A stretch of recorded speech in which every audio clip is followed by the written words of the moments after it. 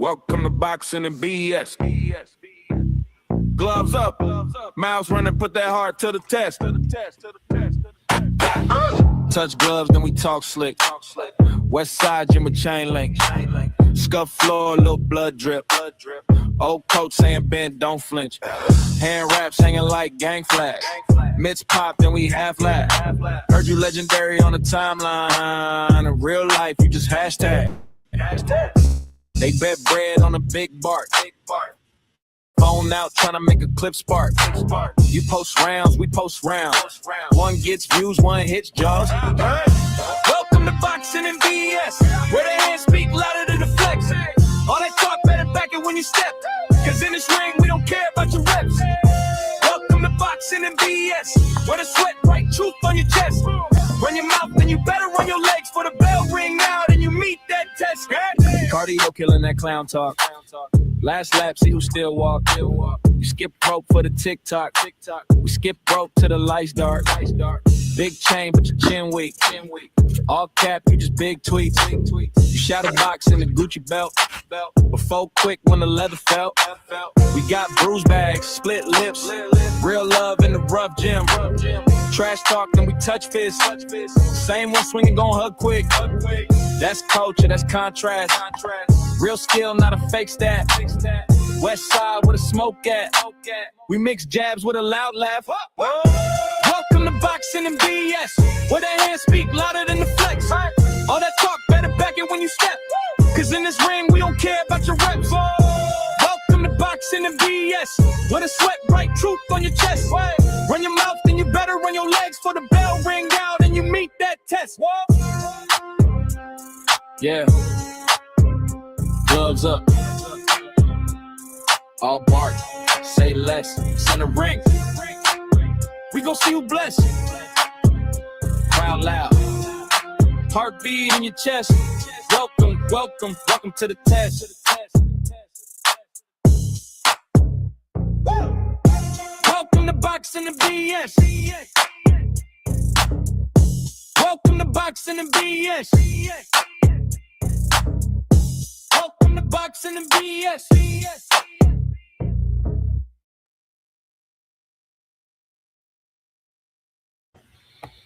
Yo. Good morning / afternoon. If your chick in the room, remove her so she don't swoon. You know what I mean? Because we about to go in. I'm about to talk this good shit. Matter of fact, let me get the ooh up on. Let me get the cam. Oh, hold on. Slight adjustment. Gotta remove that. Y'all got it, man. Yo, I've been I missed y'all. I'm not being facetious at all. Bars. But yeah, I miss talking this shit. I took like 4 or 5 days off, deal with real life shit. But hey, we back in the building, champ. And we're gonna get to it. So, y'all see the thumbnail, right? The first thing, the lead headline we're gonna talk about. Again, I wish I got to talk about this a little earlier in the week, but hey, better late than never. We're going to look to Loma. We're going to look back. We're going to look forward, right? So let's start with Lomachenko. Salute everyone in the building. Let me acknowledge the chat. Shout out my man Bald. I'm actually surprised you're a sub, man, but I appreciate your support. And of course, my main fan, Kalia, my main sub, man. Always holding it down. Salute to y'all. We got a few people in the building. It's going to be a slow build, man. I might be up here for a number of hours. Just depends on how the energy flows and goes. So, yeah. With that introduction being said, yes, the thumbnail says Lomachenko is back, which is official tissue, right? However, we don't know exactly who is going to be facing. Hence why I put the 3 possible, what I would consider the main candidates to get the fight up there. Who we got? We got fucking Shakur, Abdullah Mason, Tank. Yeah. These dudes. Okay, more people in the building. Shout out to y'all. While I have y'all, please like and subscribe if you feel in the content. I was going every day for like 2 weeks. I took a little hiatus, but now it's back to our regularly scheduled program. So going forward, you can expect me every day. But yeah, man, I might go in on this one. I've had to make up for last night. I just got too exhausted, man. I ran a lot of miles, and it is what it is. So back to the content with no more nonsense. We're talking about Lomachenko. and who his next opponent is going to be. I heard some content creators say that that Tank brought him out of retirement, trying to put the sauce on it. I think for the views, and I think you know who I'm talking about. And I'm not dissing nobody personally. It's just not my strategy. I'd rather stick to what I know is factual instead of saying, oh, we got a little bit of emotion over here. It's possible. So I'm just going to run with that narrative because I know that's what people want to hear. That's not what I do up here, man. I'm trying to keep it real and open to being corrected. Speaking of, y'all should see the link pinned in the chat. If anyone wants to hop up at any given time. Most of the time, I have, quite a few panelists. Sometimes I rock it out solo, so I can do either way. I'm adaptable. Speaking of my subs, shout out Table Chair. You might be new. Please like and subscribe. I know my man Champ Ross, aka Serrata, in the building, always supporting. Shout out to him, man. He got it out the mud like me, and I respect it. Okay, so who is the most likely opponent for your man Loma come out of retirement? And I got love for Loma. I do think he's probably slightly overrated, only because um, he got the title shot off top, right, with second fight in, and that doesn't really happen unless you got the machine behind you. And it's no fault of his own. I'm not blaming him. I'm just saying, like, who else? People want to bring that up as an accolade, and it most certainly is. But who else gets the opportunity? You feel me? So, hey, but shout out to him, living legend. You feel me? One of the best to do it, at the lower weight classes. So I'm very interested to discuss with y'all who he is most likely to fight next. So let's go through the options. Tank, probably the most bred, and Tank has been on a hiatus since since the Roach. Damn, I think since the Roach fight. It seems like eons ago, probably just like last year, but damn, it seems like a long time ago. Okay, so Tank would offer the biggest bag, and that might be the direction that Loma is looking to move in as he not only nears the end of his career, he essentially is right there, right? So, yeah, maybe he wants to cash out. I wouldn't be mad at him. You know what I mean? He put in a lot of work. He didn't duck people. He did his thing. I think the younger generation, the generation like half below him, they're more responsible for the fights not happening. But don't quote me on that. I mean, that's kind of speculation. I'm just peeping the boxing culture and how the younger fighters are moving. So I do think that he would be down for that fight. It seemed like that was more of an avoidance from TMT when Tank was under their umbrella, not thinking that he was mature enough or sophisticated enough in the ring, didn't have the boxing IQ to really challenge a Lomachenko. So, okay, let me back to the chat. Bulbus says, do you think he will take a tune-up first? No, I do not. I think it's too late in the game for him to mess around because that's an unnecessary risk, right? Just go straight after the bag. You only got so many fights left, right? So I want them to be the most lucrative that they possibly could be. That's where I'm at with it, champ. But okay, good question. It's good food for thought. Let me pull up this tab. I've been going just off the dome for almost 10 minutes. Let me where we at? I got business and boxing mixed up. Yeah, so there, as a post, Loma coming out of retirement, and we're gonna look into that. Actually, no, we're gonna do AI first. We're gonna try to be unbiased. I know AI isn't necessarily always super reliable, but hey, the more we use it, the more reliable it gets, right? Because it's gonna collaborate, amalgamate all the information. You feel me? So let me share this tab from Gemini AI regarding Loma's comeback. Boom, bop. Just a moment.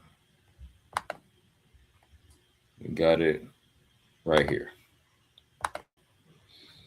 Okay, so this is the paid version of AI. I want you to know that it's not just me hopping on here randomly. I'm like investing in this, right? And the more y'all support me, the more I can expand the content and the quality of the channel, rather. So yeah, if you want to, I'm going to be putting some other things up here, but for right now, we got the Cash App scrolling across the bottom of the screen. Again, don't feel obligated, but it's much appreciated. $ CJ Rich 2026.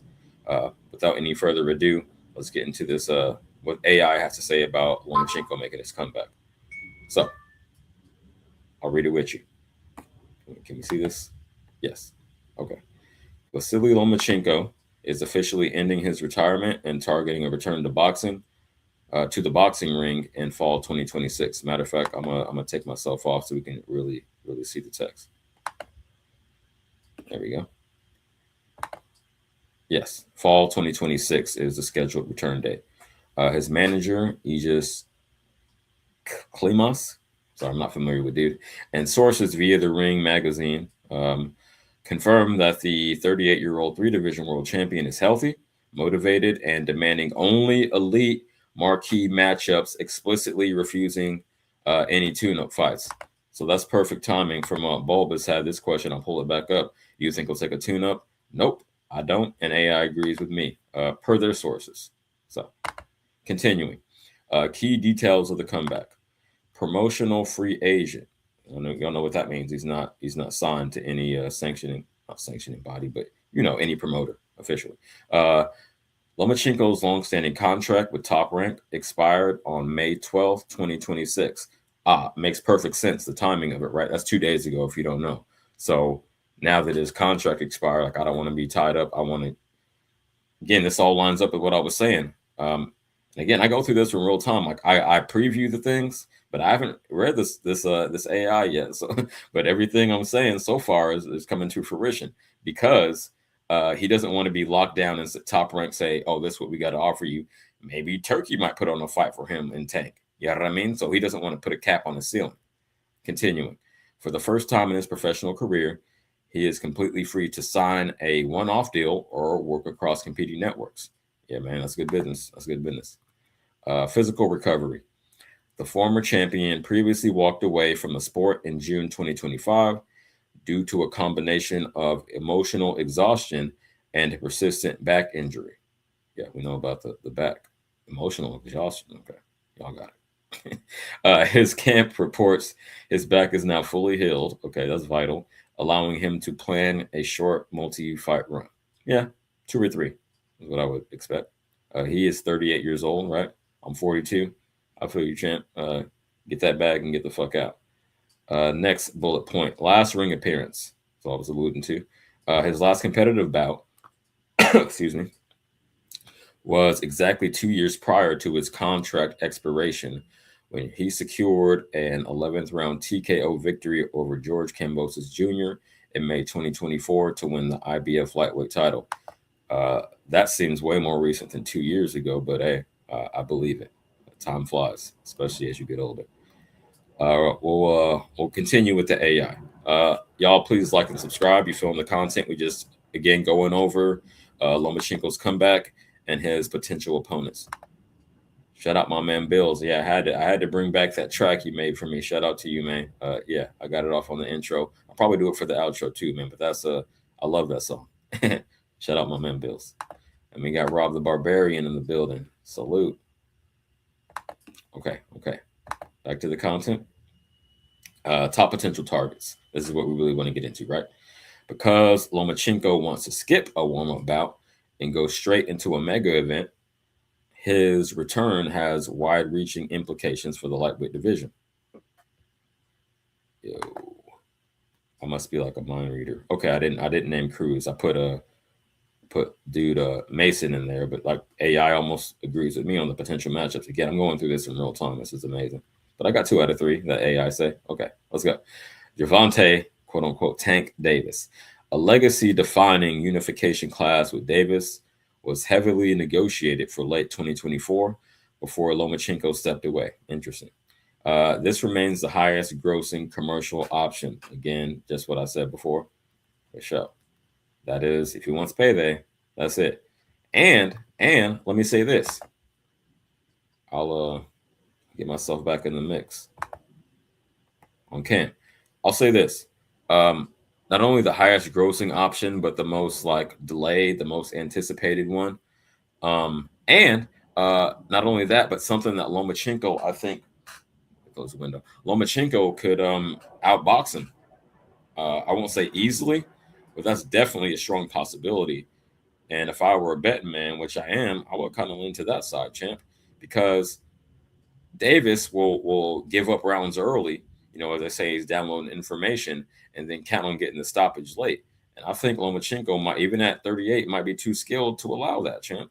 So I would be targeting that option if I was Loma, if I was a Ukrainian. Yeah, that's the route I would be going, the Tank. But let's continue with other possible opponents because we don't know yet, right? It should just drop this week, a couple days ago, when his contract expired. Fair use. Just gotta see that reflexively. Shakur Stevenson, the WBC champion, reacted on social media with immediate interest. I bet he did. Without his top rank promotional handcuffs, Lomachenko could easily step into a major Riyadh season or Zuffa boxing card backed by Turkey. I'm a mind reader.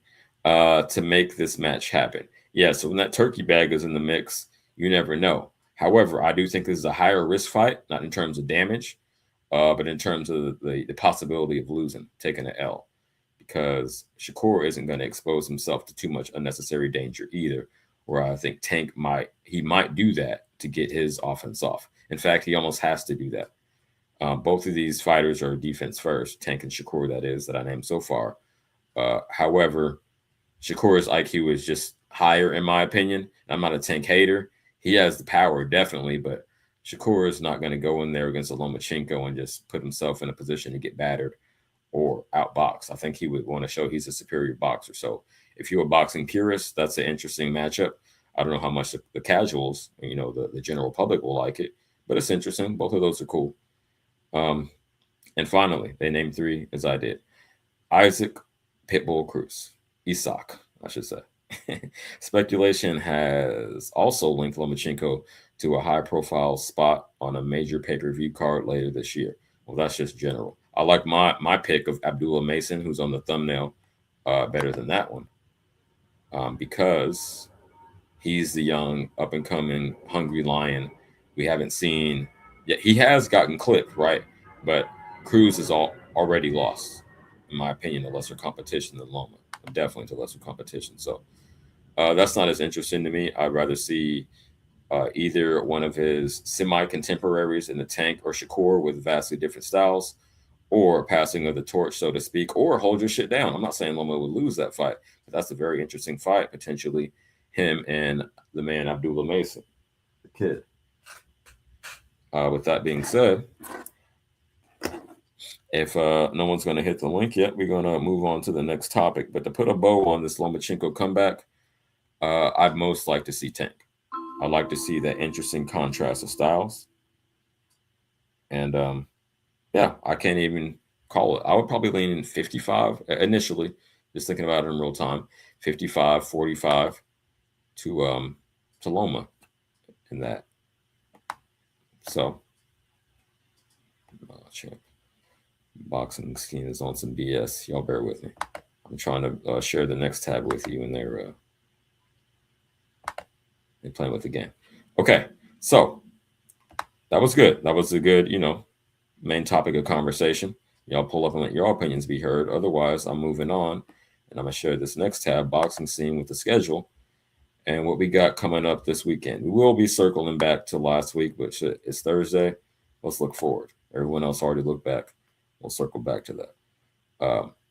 So this weekend, Friday, we got your boy Karen, who has competed at the top level, although he has been unsuccessful, bars. And oh, that don't matter. And Paddy Donovan out the UK, right? How do we see that going?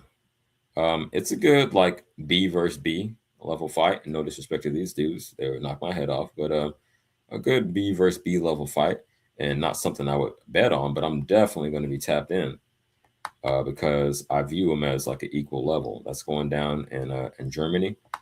Let's blow it up and see if we can see the whole card. We got Paddy Donovan and Karen Shugason. Yeah, I tried my best. They don't have the full card. Okay, so let's just talk about that. Paddy has also been up there. Okay, hold on. We got a little more details. Let me go back. Paddy Donovan will get his IBF welterweight eliminator on May 15th, but he must travel to Germany to take on Karen and Mannheim. I'm trying my best with these foreign words. But okay, he got to travel. He got to go on the road. It's not going to be a UK fight. And it's an eliminator, a title eliminator. So whoever wins this will be on deck for that title shot, which makes it a semi-big fight outside of the name. So I'm with it. And Karen promises to outwork and outlast Patty Donovan. So he's looking for a decision. Doesn't sound like he's coming to blast him out of there, which, given what we've seen of him in the past, I think that is a good route to go. Don't put too much sauce on it and say I'm gonna stop him, bro, like these UK dudes tend to do. But okay. Shout out Patty. Shout out Karen too, man. I really can't call that one, but I will be tapped in and let me let's see if they say where we can see that. The telly, as they're called in the UK. It doesn't say ESPN or the Zone. I'm gonna wager on the Zone. I'll circle back. I'll do some research as I'm playing some videos later and let y'all know. So if I forget, please remind me. But that's the plan. We got a lot of topics to talk about.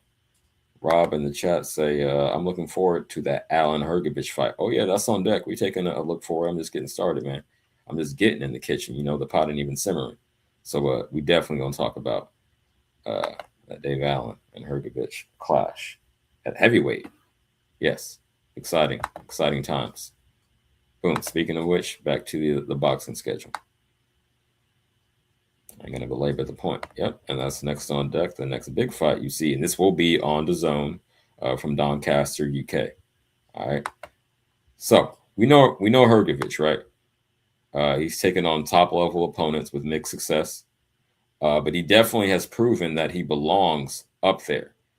Whereas I might be biased, but I see David Allen as more of a UK, more of a domestic level fighter. No diss. Again, he could knock my head off. I'm just talking box. I'm just analyzing what I see, right? So I say that to say I've seen Hergovich be competitive against greater competition than this man David Allen. But I like the brand name for this. They got David and Goliath. If y'all see that, that's pretty funny. Yeah, David and Goliath, and they framed it like that too, making Hergovich seem like the much bigger man. But no, these two dudes are both heavyweights, man, and they about to lock horns on Saturday. So Friday we got the Patty Donovan fight, and then Saturday on the Zone, David Allen versus Philip Hergovich.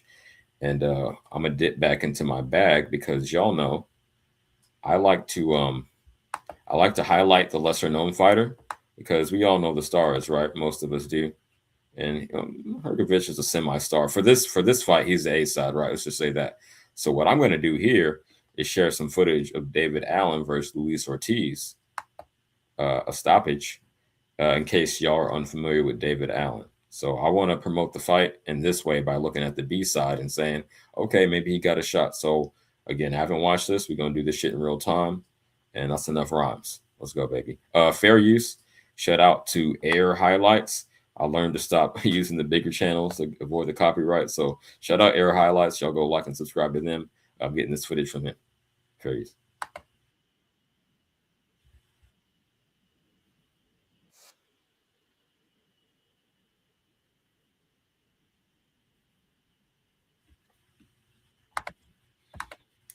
Quick pause for the cause, and it's just highlights. You feel me? I mean, we don't have time to watch the full fight, but what Bulba said is exactly why I'm highlighting what David Allen can do. I think a lot of times, and I can be guilty of this as well, but I try to be cognizant of it. I try to be aware of my bias.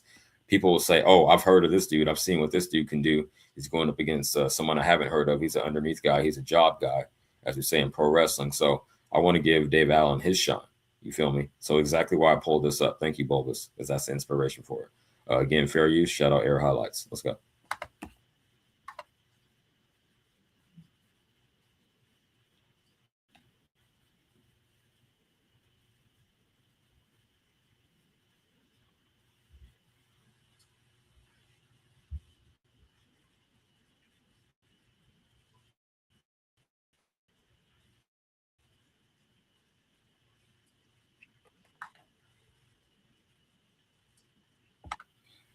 Y'all see that defense? You seen the head and waist movement? Granted, Ortiz is an older dude, but let's run that back, man, because we want to showcase what the guy can do, not just say he's going to get his ass whooped.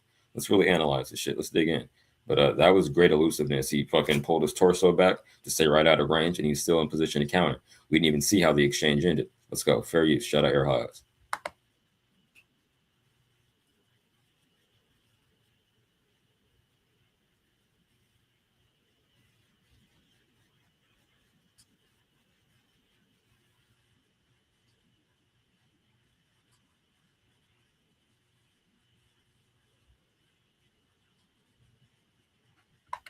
I see very sound defense. Again, this is an older dude, but shit, he's staying out of range or guarding, protecting, seeing shit coming where he needs to. So you seen he dropped that elbow down to protect the body. He wasn't just thinking Luis was going for all headshots. So he's very aware. It means he has a keen eye and can read his opponent well, in my opinion. Fair use.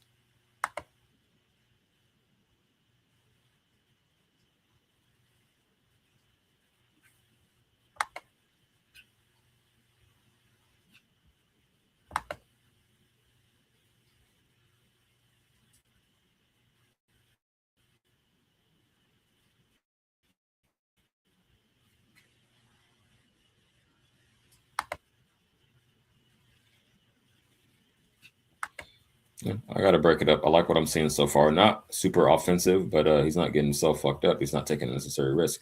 Again, the link is pinned in the chat. If you're on landscape mode, you can't click it from the portrait. So I know I do the vertical and the horizontal, but you got to be on the landscape mode for that link to be clickable. Anyone want to pull up? Pull up. If not, I'm gonna click solo.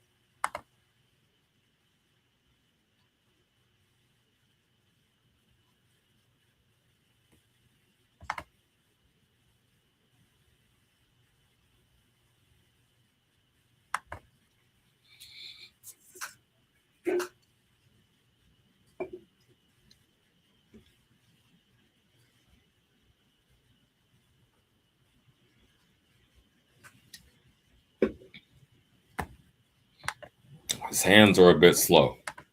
Real quick, I'll say his hands are a bit slow. I'm also noticing that, so I'm not just here to deride. I'm just, you know, breaking it down in real time. His punch speed, like Luis Ortiz, hands look faster than him, and he's fucking 50 years old. So, okay, y'all got it. Very used.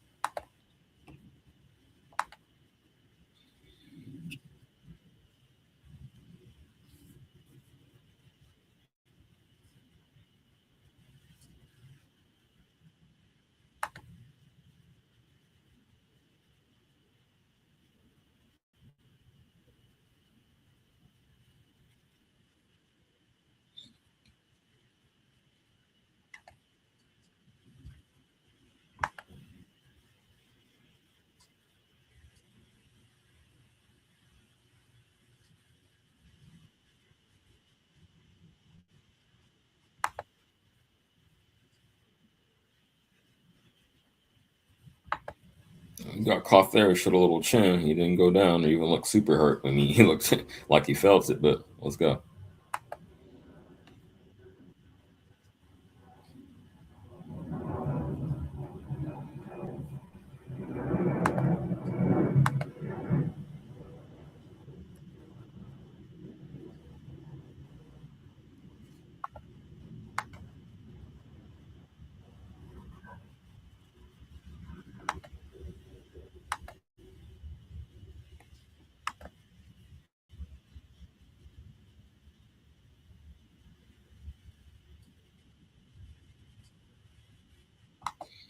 He's trying to mix it up to the body, not being super effective, but I do like the punch selection. Again, I think that's a function of his lack of hand speed.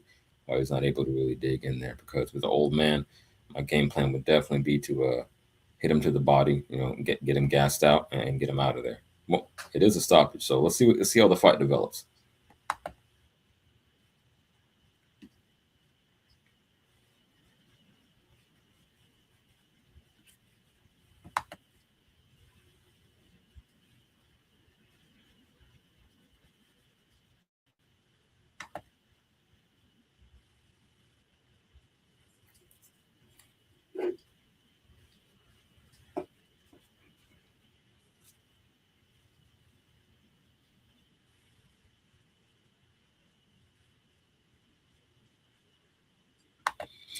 Ortiz's jab is finding its mark more often than not.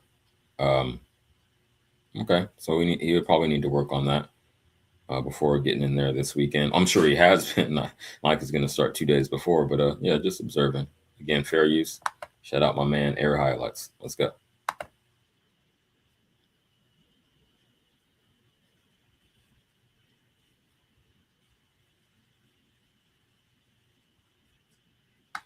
Susceptible to the uppercut.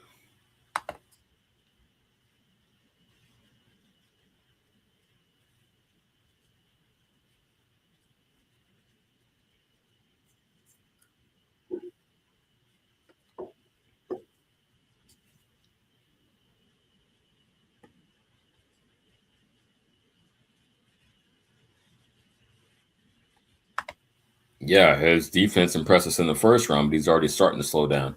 Unintentional bars. But yeah, you see him not being quite as responsive as he was in the first. And we're in round 4 right now, if you can see it on the screen. It's at 4. About halfway through the fight. Let's go. Very easy.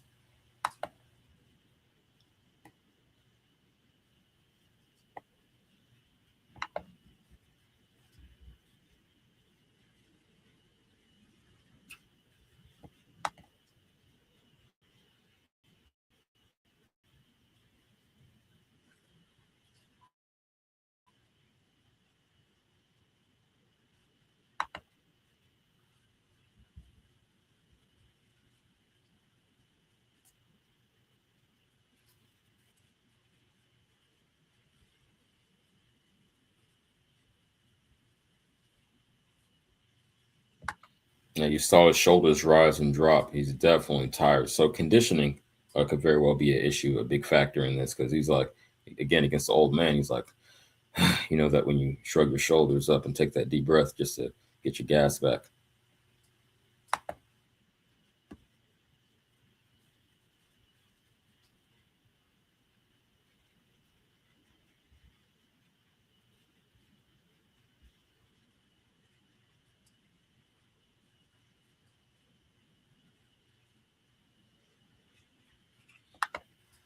And if you just heard it, I'm going to rewind that back because I think he clipped him with the uppercut. But the commentator said this is the scheduled 8-round fight. They were halfway through after the fourth. Okay, that's interesting. So I need to look this up, but I would assume that Hergovich is fighting 12 rounders from here on out. So he might drag him into deep waters.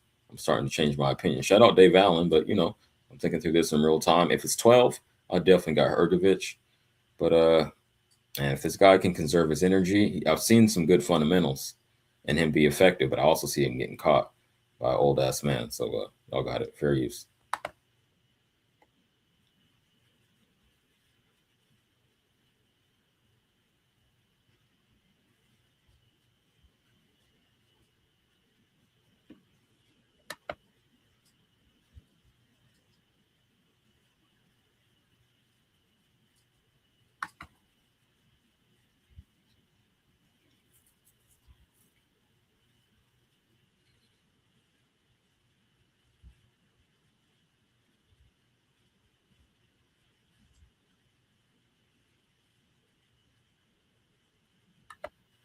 Looks like he's trying to fight at mid range, but right now in these middle rounds, Ortiz is being more effective from there. Okay.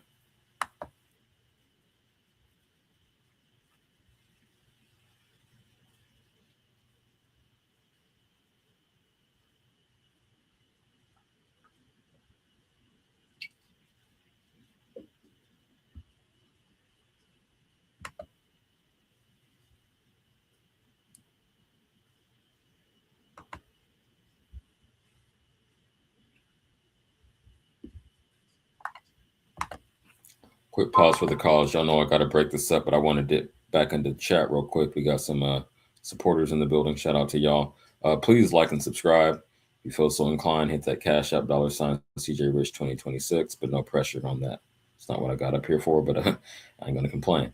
Yo, okay. So that being said, we got Rob the Barbarian say great observation. Thank you, man. I'm trying out here. You know, I think I'm a pretty intelligent boxing fan. I ain't been in the ring. I've done combat sports. So other than that, other than being in the ring and being a coach, I don't think too many people can fuck with me. Not to be arrogant, but I got a good eye for this shit, man. Been watching it since the 80s. So shout out Rob. We also got the homegirl Jackie in the building. She say, who do you have for Keyshawn versus Albright? All right, that's on the docket. I know I'm asking y'all to be patient. We're gonna cook slowly, but I'll give you a little preview. Off top, I got Keyshawn. Now, whether it'll be a stoppage or not is the main question, but I definitely got Keyshawn. He's on his redemption arc, you know what I mean, after blowing weight and crashing out on old boy in his hometown last time.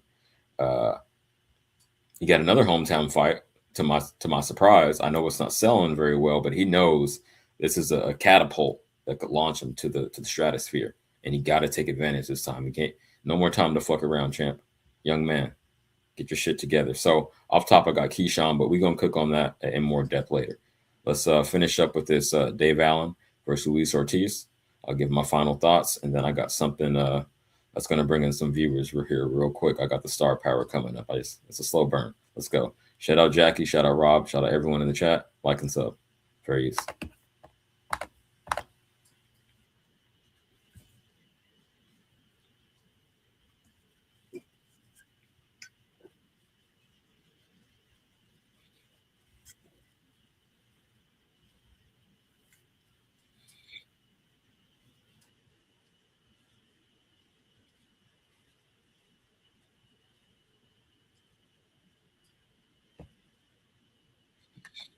Man, I like to take Alan on one of my runs, man. You need that cardio. Your gas tank is on E. Let's go, baby.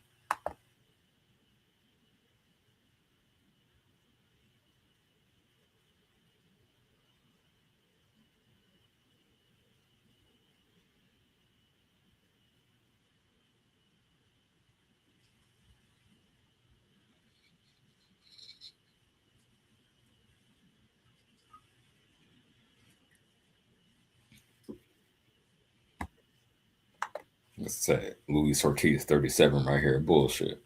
That's funny though. Shout out to the Cubans.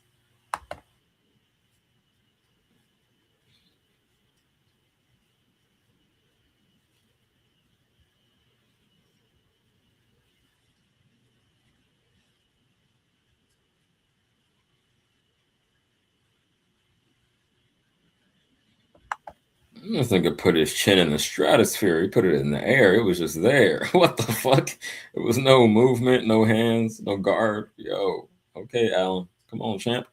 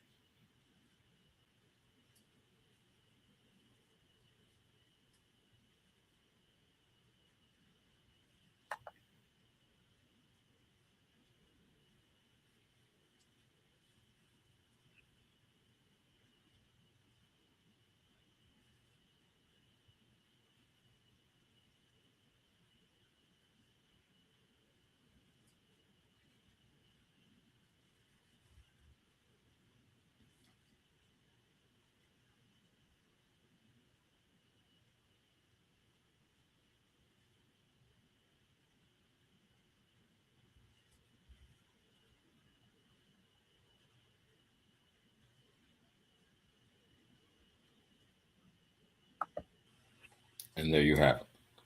Well, uh, I had some positive observations early on. Definitely faded big time down the stretch. That ain't it, man.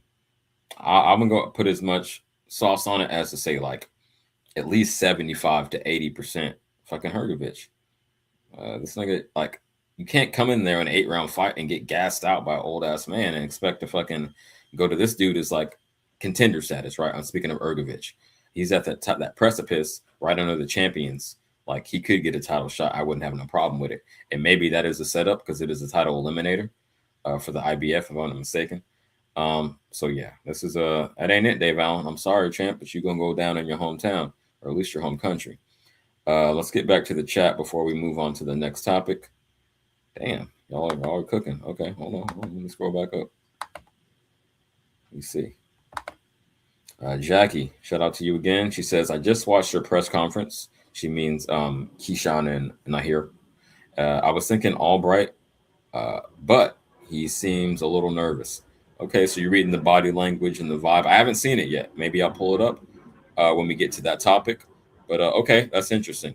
I just have Keyshawn based on pedigree and eye test. You know, I'm the eye test guy. So salute. And Jackie and Kalia exchanging niceties. Back to the boxing. Jackie says again, Allen and Ergovich going to end in double TKO.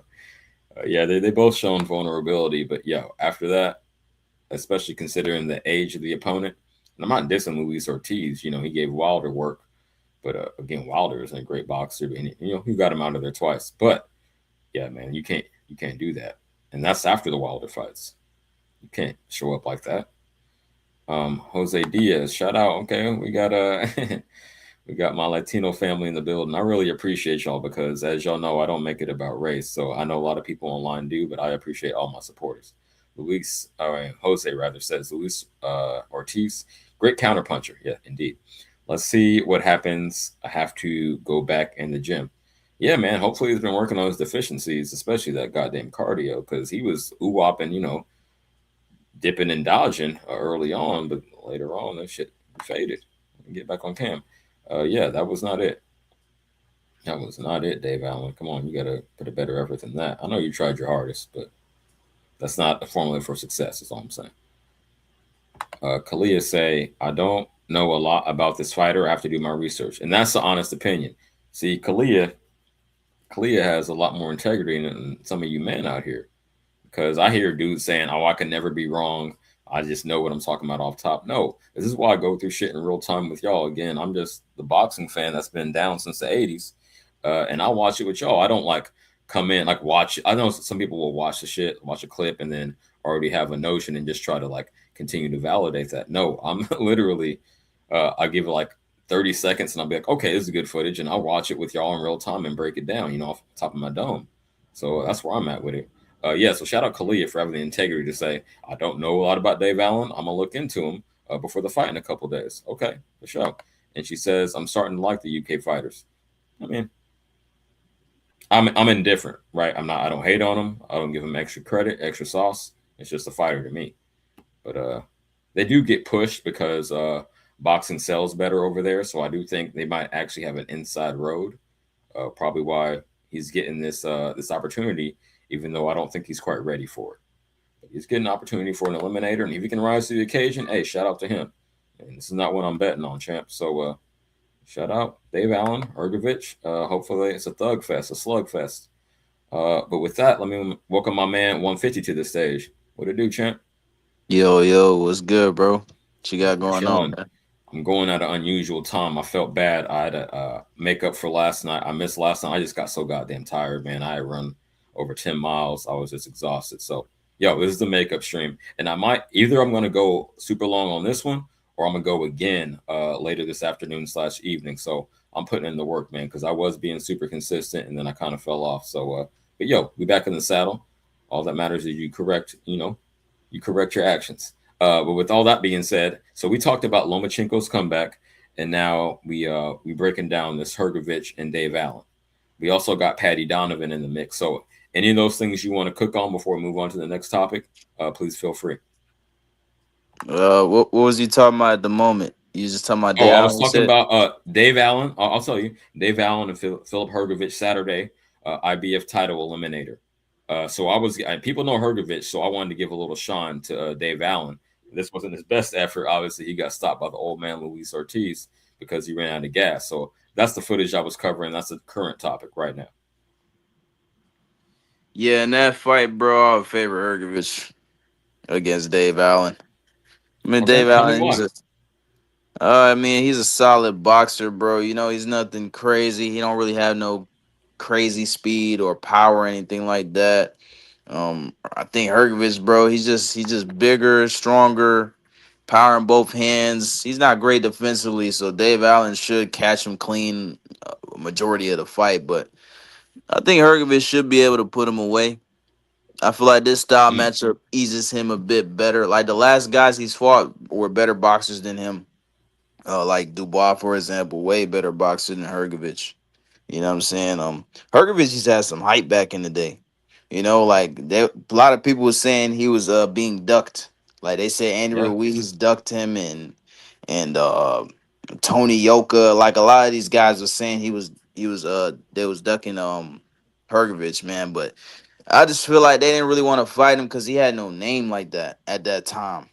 He mixed it up with a couple guys, so and people know what he's about now. He's not the greatest. He can be beat. So I feel like more guys are willing to jump in there with him. But I hmm feel like I feel like he'll beat Dave Allen though. I feel like he will. I feel like he yes, should. yes. Okay, that's cool. Good take. Yeah, I think there's a class difference. Yada. I might even Ergovich to me like a given this current landscape. Not like historically, but this current landscape of heavyweights, I would put him at a relative like grading on the curve, a B plus, maybe A minus if I'm being super generous, but he's definitely in that contender category. You feel me? So yeah, I expect him to carry the day. Um, Damn, y'all tapped out 150. Okay, I'm not gonna even say that. But yo, we gonna move on to something more sexy than Dave Allen. But you didn't give me time to cook. It's only been 45 minutes. Uh, Lance, why you gotta hate, champ? I ran 6 half marathons, and I'm training for my first full one. To 10 miles is light work. You know what I mean? Because if you know marathon, you know half is 13.1, full is 26.2. So we working up there. I mean, that's the bare minimum I can do, champ. So I got medals, I got t-shirts, I got my homies. I can get my homie up here. Well, if he's working right now, maybe on his lunch break, he could come up here and say, "Damn, he got me into fucking running." And now that motherfucker's doing ultra marathons, 100 plus. But yo, I ain't up here to cap. Why the fuck would I do that? No one asked me about running. This is what I do on the day to day. You'll see me outside. Anyway, we're getting way beside the point. Now, 150. I'm glad you pulled up. I have someone to bounce these ideas off of. I want to move on to the Earl Spence comeback. Earl Spence, Tim Zoo, and the interview that Spence just had. So, with that said, let me share this tab. Again, fair use. Y'all stop hitting me with the copyright strikes because I'm just, commentating in good faith. I'm not just stealing the content and letting it play for an hour. We just, boxing fans chomping it up. So, all that being said, main event. Y'all go ahead and subscribe to his shit. I got this interview from him. And Spence got something to say, man. And he got a new hairstyle, a new mindset as well. Fair use, y'all. Let's go.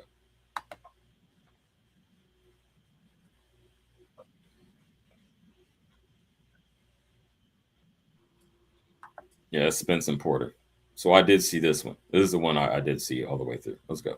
He's big in Australia, is what he's saying. He ain't the guy though, is what he's saying. I got more juice than Tim Zoo.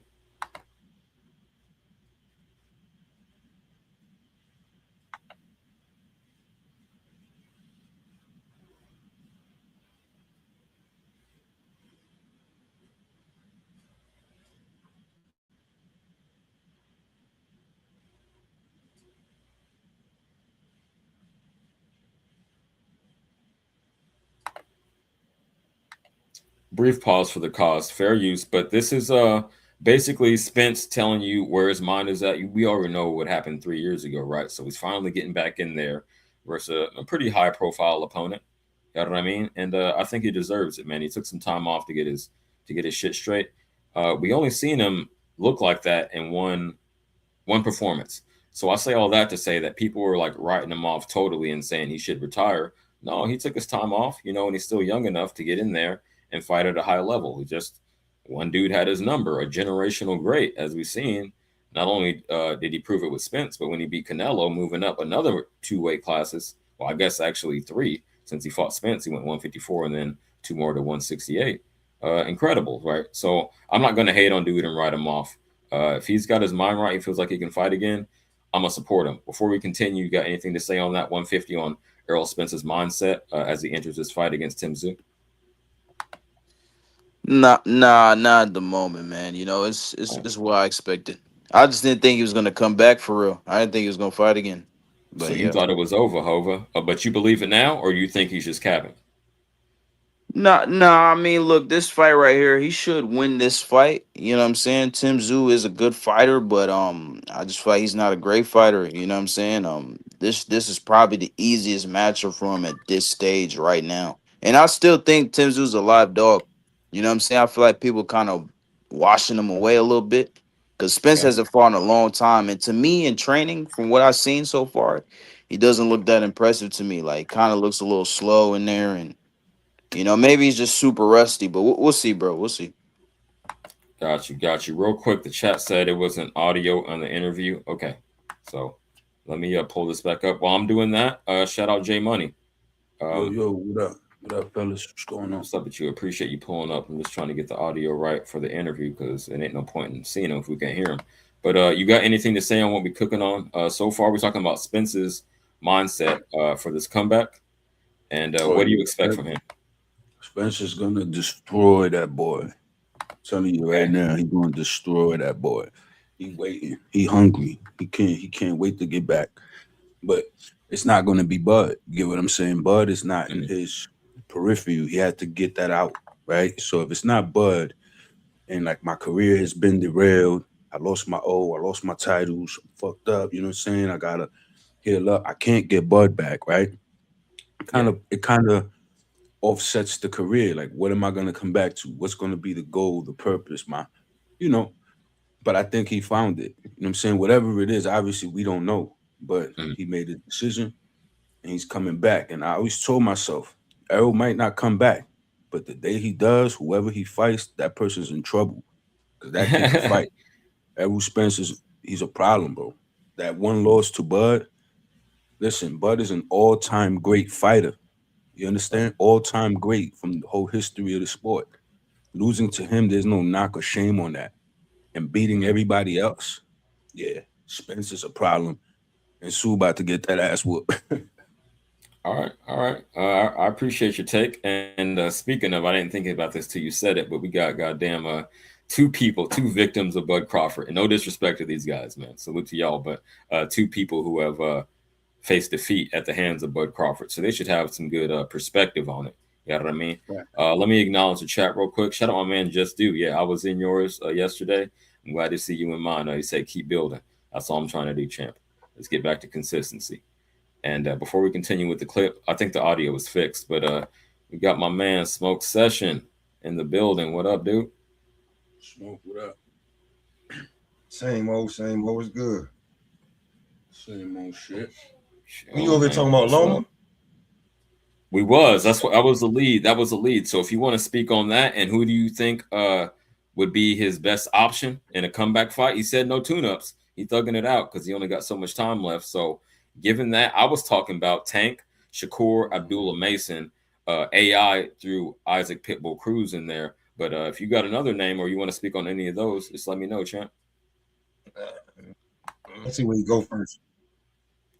What you mean? Let's see where he signed to first. Well, that's it. That's just it. His top rank contract ended 2 days ago, which I didn't know before I looked up on AI. Literally 2 days ago. It's so good, Tuesday. that somebody's audio is crazy. Is that my audio?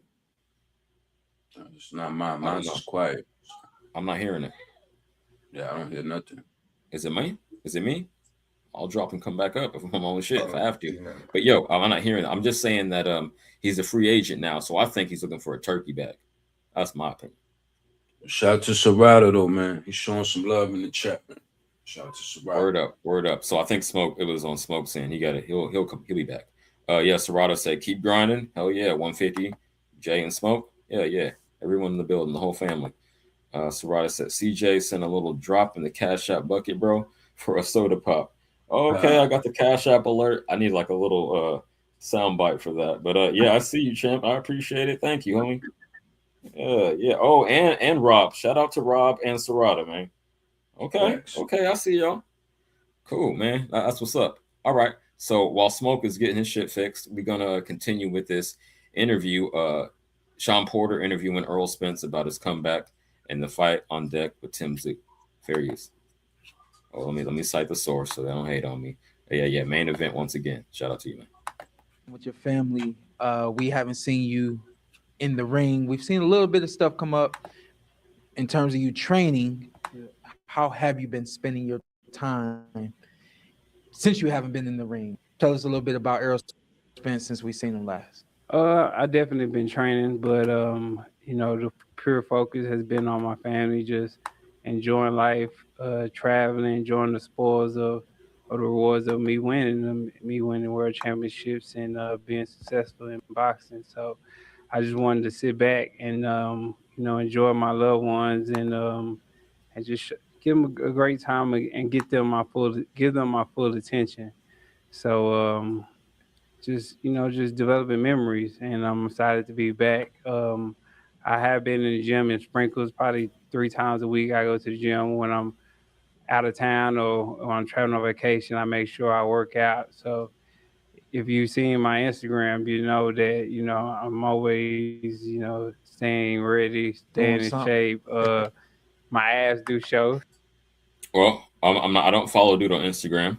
But yo, he's definitely get the work in just like me. Okay, look like he's doing the road work. He said my abs are showing.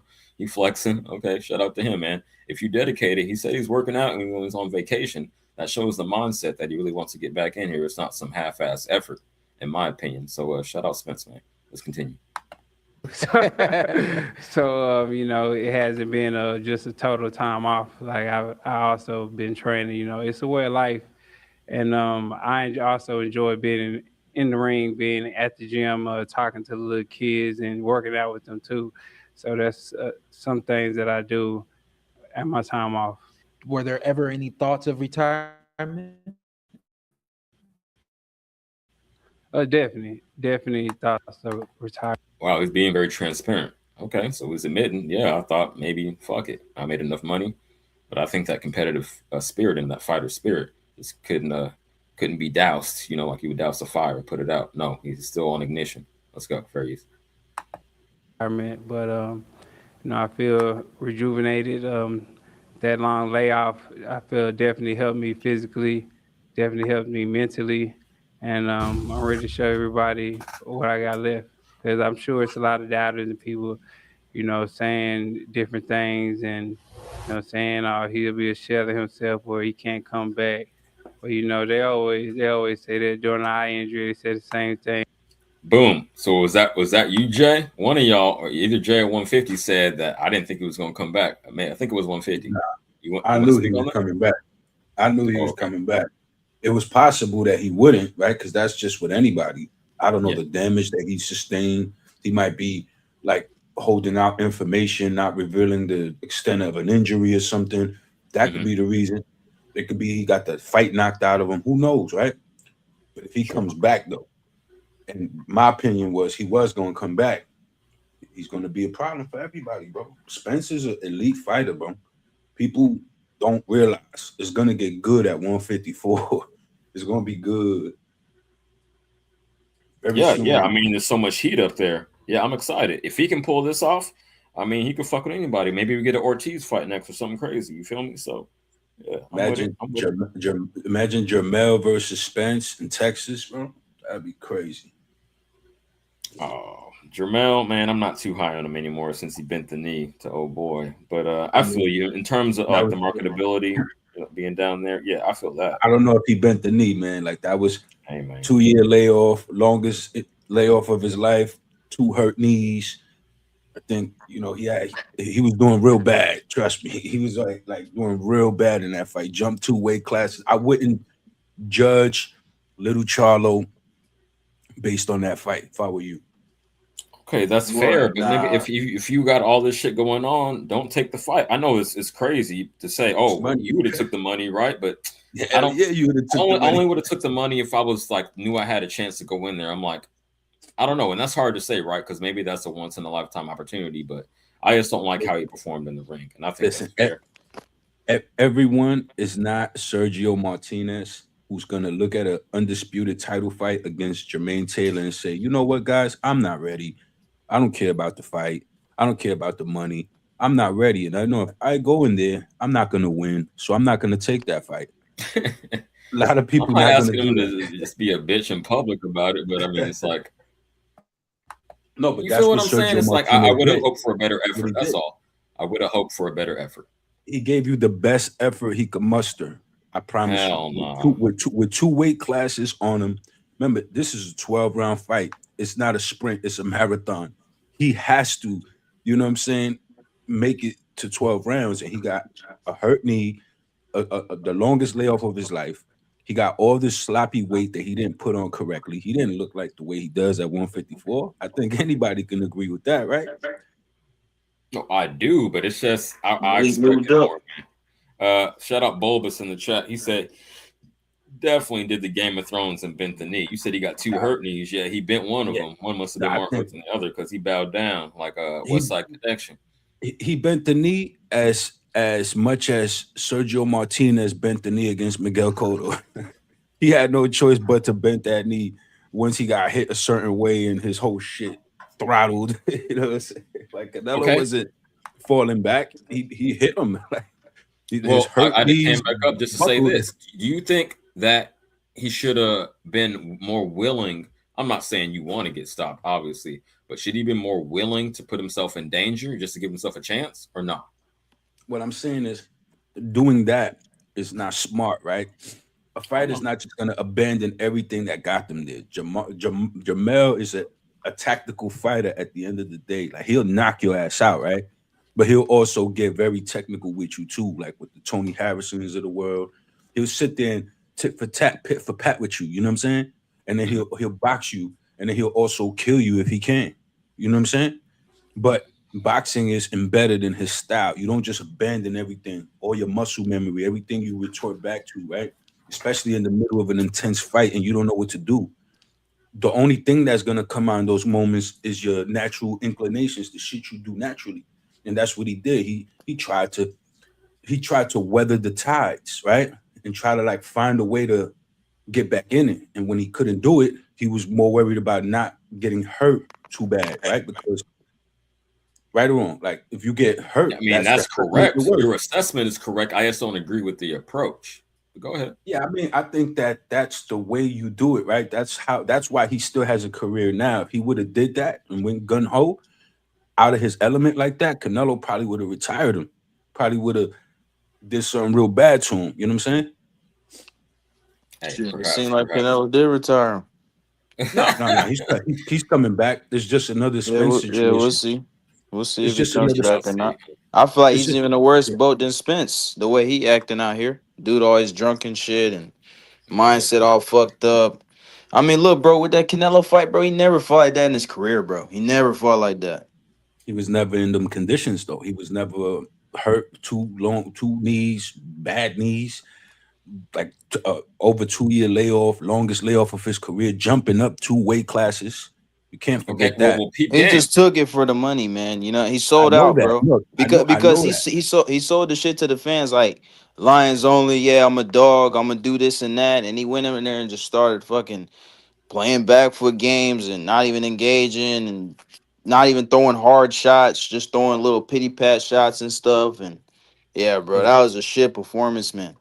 it was right. But Putting here's their the champ. thing, 150, right? This is prize fighting, right? So he got to get that money. There's no amount of respect renditions, no amount of way you can maneuver this that would have resulted in 8 figures for him without taking this fight. You understand what I'm saying? Like there's nobody else that would have generated that for him. He got kids, he got a family, he got a life that he's gonna have to live beyond this boxing shit, beyond whether you or me choose to respect him for anything he did. And that's what he gotta go with first.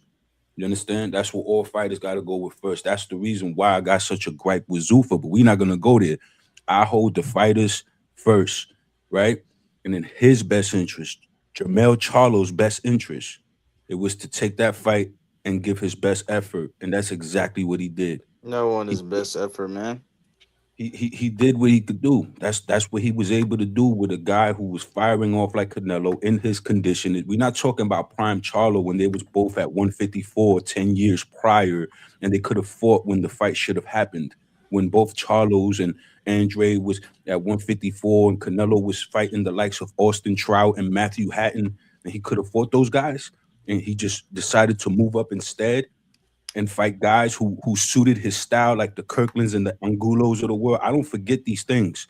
This fight was long overdue, and it was more of a face-saving maneuver from Canelo and Reynoso to say, "Look, you see, we finally fought the Charlos that you guys been demanding all these years, and look what we did to them. Never Okay. mind the intangibles, never mind the shit that we put them through, and what the convenient time we waited to fight that one Charlo. No, never mind that. We did it. He So was now supposed he wasn't even supposed to fight him anyway. He was supposed to fight the big brother. Well, And the peep big game, real brother had quick. that's what I'm issues. I saying. love the conversation. I'm gonna let y'all continue, but while it's on top of mind, my California pothead memory, that's a perfect segue because I'm saying if you saying that Charlo had two hurt knees and he was moving up two weight classes, I don't know about the knees, I know about the weight classes, but all that being given, wouldn't you say it's more on Canelo for taking that easy pick, like cherry picking them, so to speak? There you go. Thank you, CJ. And And all man, he's doing is saving face. Why won't you fight him 100% at his best at 154 when both of you guys was undefeated? Oh no, you fought Floyd, right? So you don't have to fight the pure boxer now. Now you could filter which styles you want to face, right? Oh, you don't like Lara. Lara's too pure. So now for the rest of my career, I'm just not gonna fight pure boxers because they run. And everybody who, all these quote unquote fans who just like to see people block punches with their face, they're in agreement. They joined the bandwagon because they don't like pure boxing. You understand what I'm Speaking saying? of, you got Yeah, my man Charlo ain't Mo. no pure boxer though, bro. He ain't no pure Yeah, but boxer. he's a Nah, killer he's though. more of a He's a boxer pure puncher. boxer killer. He's not a He's pure a pure boxer. boxer. Bro, Listen, Charlo would never beat Canelo. You could put any era, whatever time you want to name. He don't have the that's style fine. to beat him. He won't beat That's him. fine. That's fine. Listen, I hear you. That's fine. And I may agree with you, right?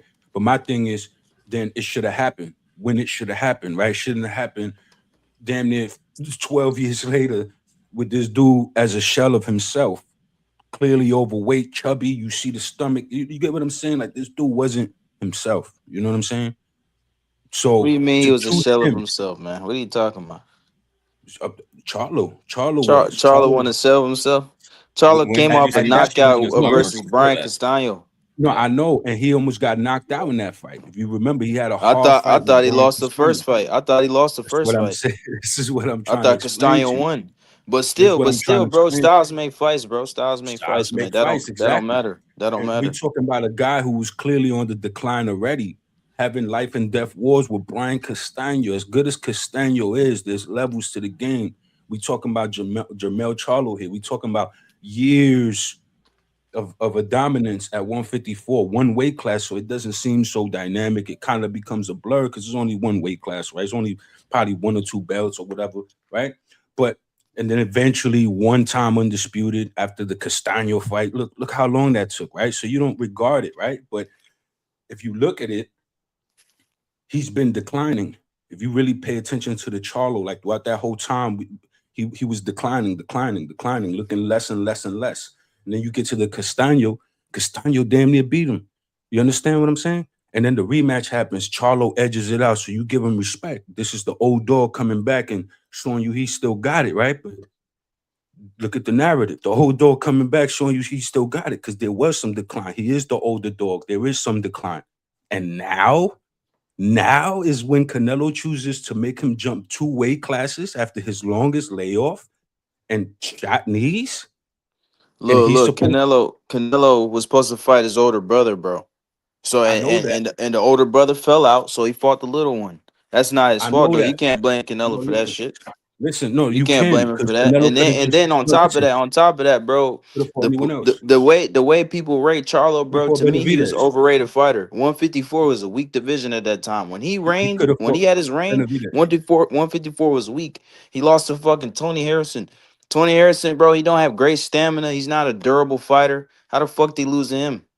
He beat him I in the mean, rematch, again, granted, but still. And that was a you prime said Charlo. That one no diminished Charlo.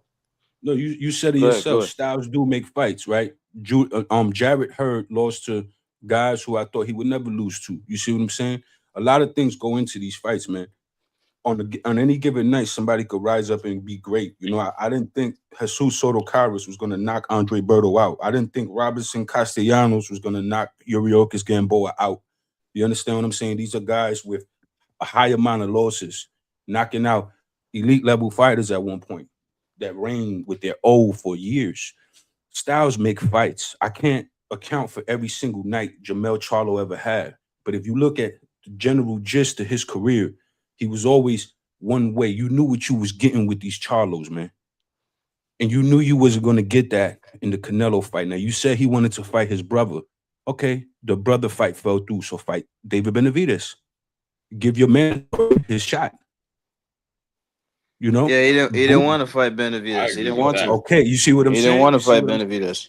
So now you passing on the real challenge that actually you're supposed to fight, who you're mandated to fight, who's your number one contender, mandatory challenger, and is enforcing it, right? So you're not gonna vacate the belt, you're gonna hold the belt, stay in his way, not give him his shot, and then you're gonna pick the Jamel Charlos of the world and then expect me, someone who's paying attention, to accept that shit. All because you couldn't get his brother. You couldn't get his brother, so find someone else who's in that realm. Someone who has a fucking pulse, who's not damn near like 2 years out the game with a hurt like he's never been before, and two weight classes higher. I think it's obvious, right? I think it's obvious, right?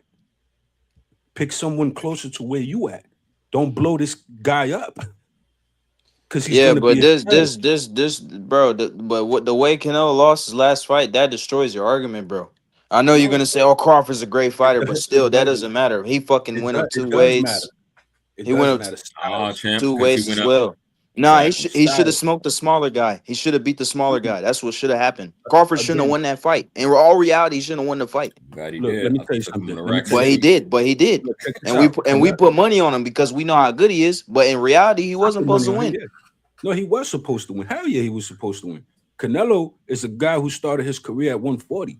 He moved up. He put on the weight, right? And Great. Crawford Good for started him. smaller than that. No. 130. Listen, Yeah. I hear you. I hear you. I'm getting somewhere. So my point is that these guys over time put on the weight. So now it's about how well you're able to put on the weight, right? If Jermel Charlo, right, was never inactive, right, constantly fighting and worked his way up the proper way to 168 and was there undefeated campaigning in the reign of terror there, then I would say you're right. You understand? But that wasn't the case. It was from one fight to the next, and Crawford was not dealing with crazy long layoffs that wasn't voluntary, like he wasn't hurt, right? He wasn't going through career altering injuries.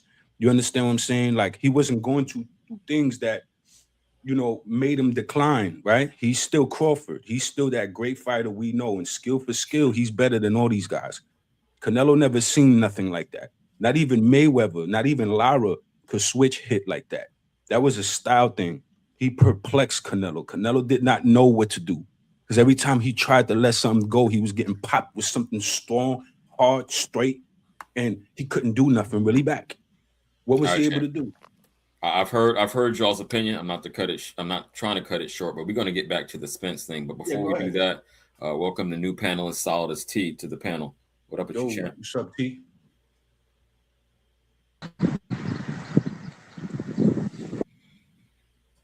We hear the Yo, can you hear background. me? Yeah. Yo, what's up?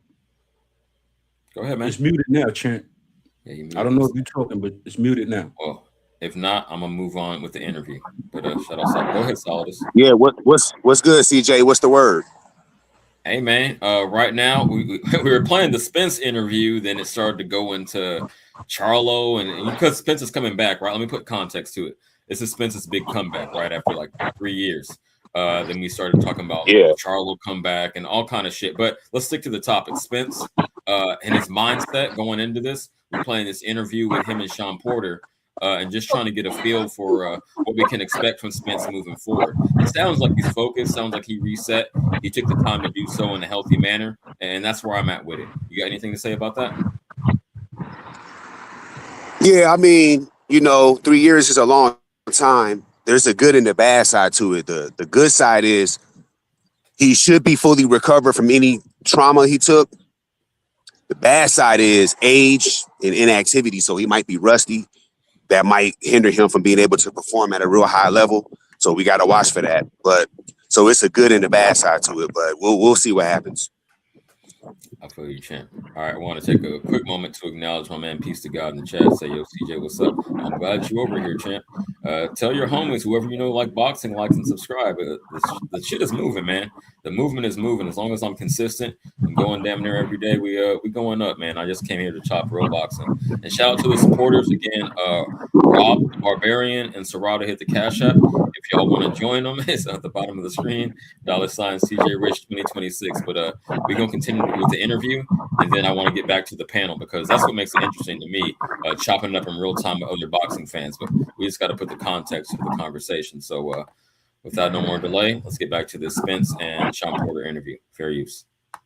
And car crash, they said the same thing.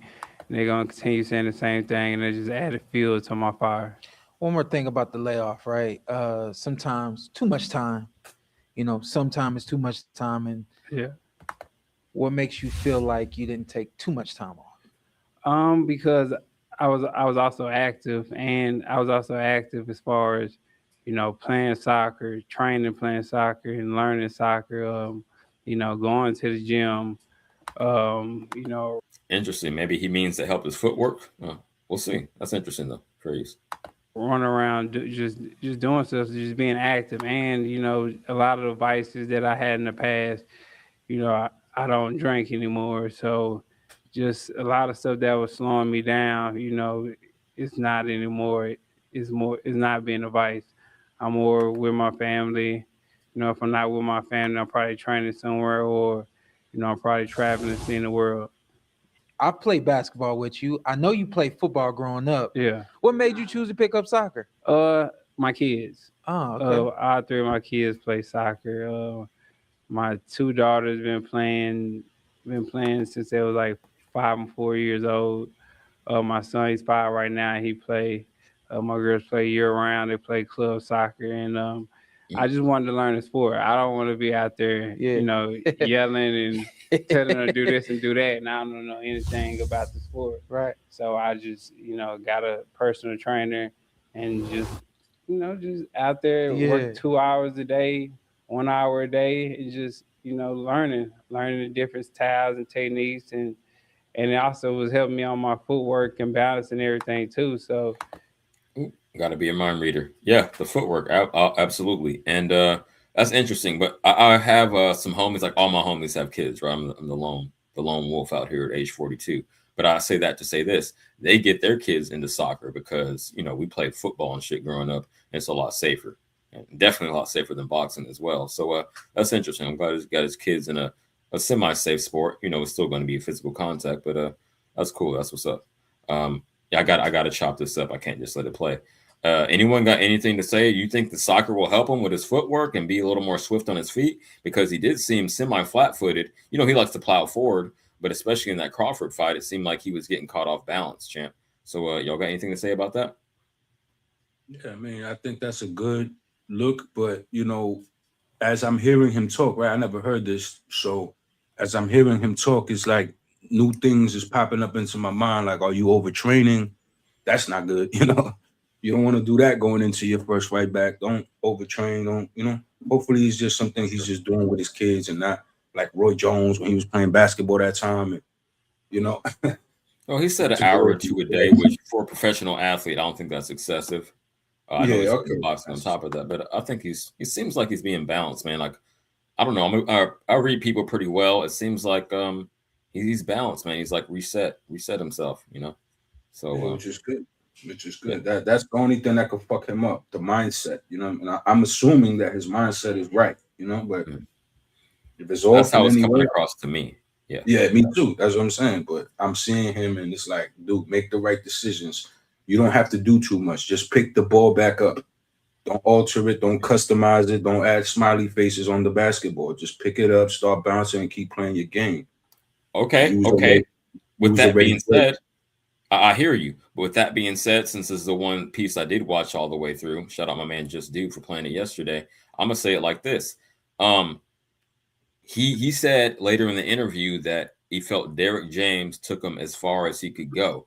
So maybe he feels the same way about his training methods in general, and that's why he's trying to add a new wrinkle. I'm not saying fucking jump out there and do some I don't know, acupuncture. I don't know, whatever. I'm not saying put too much sauce on it, but a minor adjustment here or there. It's like, okay, I reached my ceiling with this method I was doing before. What one or two things could I add to the game to just improve me and take me to that next level? I think that's where he's coming at with it. And that's like, in middle age, you kind of do that. You know who you are, right? You know your strengths and your weaknesses, but at what little semi adjustments can I pivot to make me that much better, take me to the next level? So I think that's where he's at with it.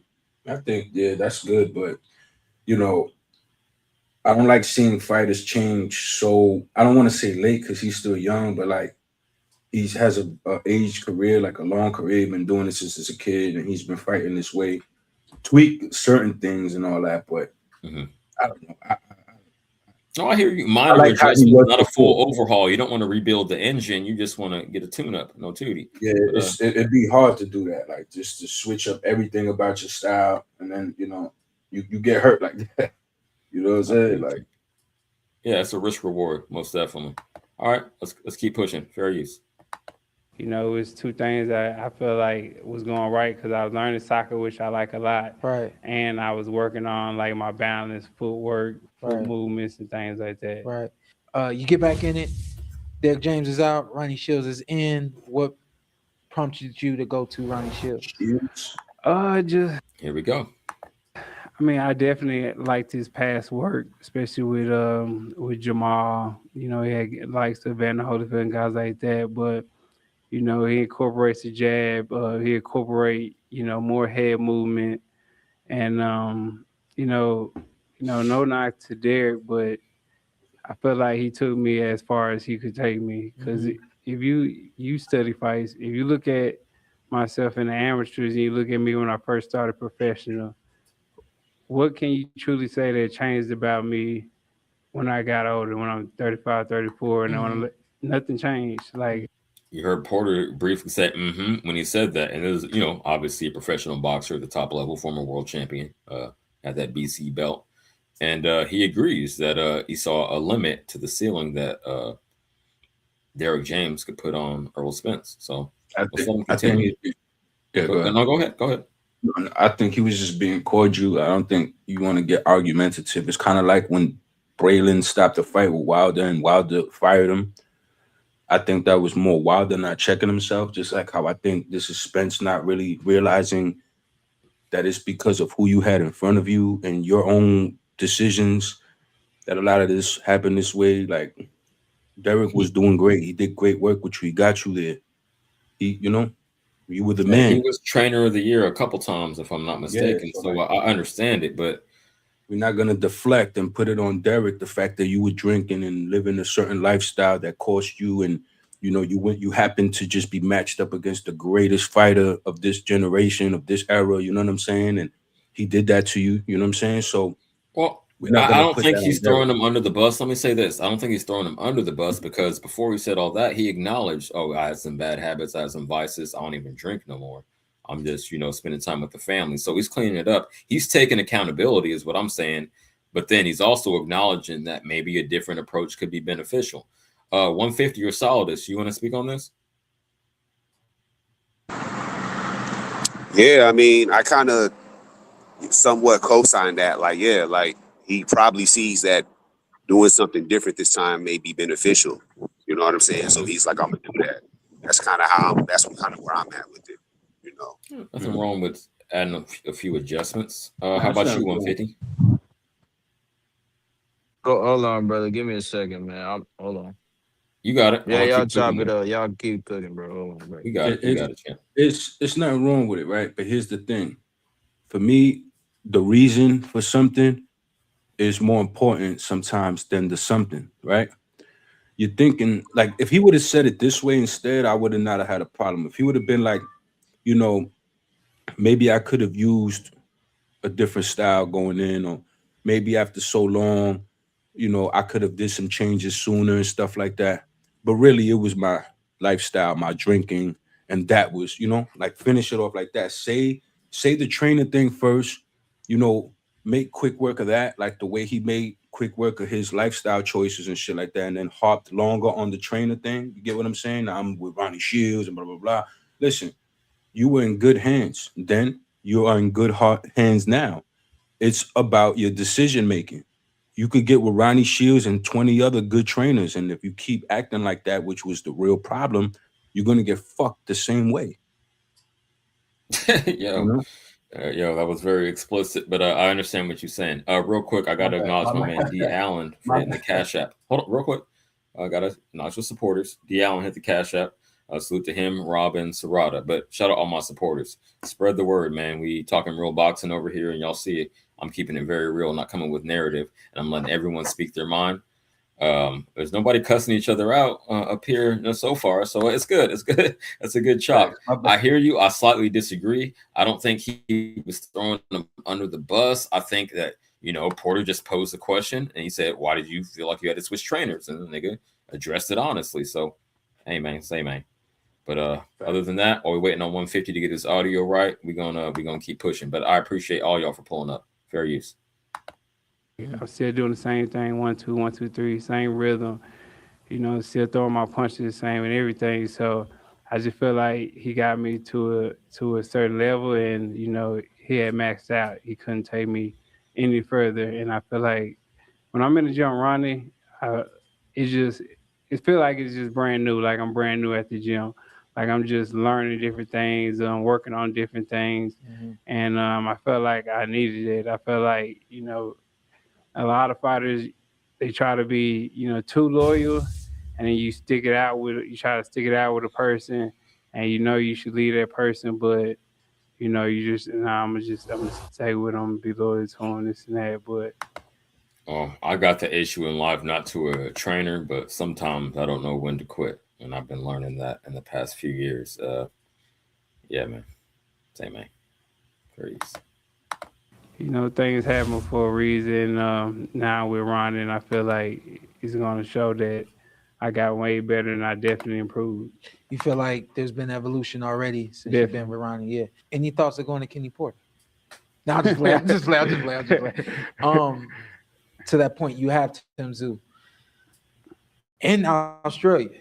Yeah. Like, kind of take us through the process of making this fight happen with Tim Zoo, and also on top of that, it happening in Australia. Now, I found this very interesting. Anyone who ain't seen the interview yet, Pete Game, watch what he says. I mean, it was an easy process. Like I was like, I want to fight. I want to fight Tim Zoo. I mean, it was more. I say more of the process was Okay. you know, negotiating how much I'm gonna get, so to say to anything. But it was easy for me. I was like, yeah, I want to fight Tim Zoo. I'll fight Tim Zoo in Australia because you know they wanted it. They were trying to get me to fight at maybe Cowboy Stadium or in America, but I was like, nah, I'd rather have my first fight back, you know, somewhere else. And you know, it came. Pause for the cause. First of all, peace to God. I don't know if that was you. That makes sense though. And you're a real motherfucker, man. Shout out for the support, D. Allen. But yo, he said, because I heard the narrative coming out is what reason why I want to pause it here and address this. I heard the narrative that PBC was giving up on him and they didn't want to give him the fight in Cowboy Stadium. He said, no, I had that option, but I chose to go to his hometown because, and I think I'm reading into it at this point, but so far, all I said is his words. This is my interpretation. I didn't want necessarily the distractions of being at home. You know what I mean? I want to be a road warrior. I want to be totally focused on my craft. I don't want my cousin around me saying, can I get, you know, let's go out to the bar, let's go out to the club or whatever the fuck, because, you know, we cleaned this shit up. That's how I interpret it. He wants to be completely locked in with this. It's like a whole reset. It's that midlife crisis shit that I'm going through. Anyone want to speak on that before we continue? I mean, it's admirable, but I think that again, it's the mindset, right? Where's his mind? This interview right here is making me like wonder, like, you know, like, is this a good thing? Is he putting himself through the fire to soar at the end of it like a phoenix? Yeah. Out the ashes, he's stacking the odds against him, taking it out of his hometown and putting it in Sue's hometown. Like, don't make more of this than what it is. Come back, be great, and do what you do. Like, that's it. You're already great. Don't let Bud shatter everything you were. You know? No, maybe it's just a wake-up call. Maybe you get, you know, I've always bounced back to my highest level after I had a earth-shattering fall. You know, the bigger the fall off, the bigger the comeback. At least that's been my experience so far.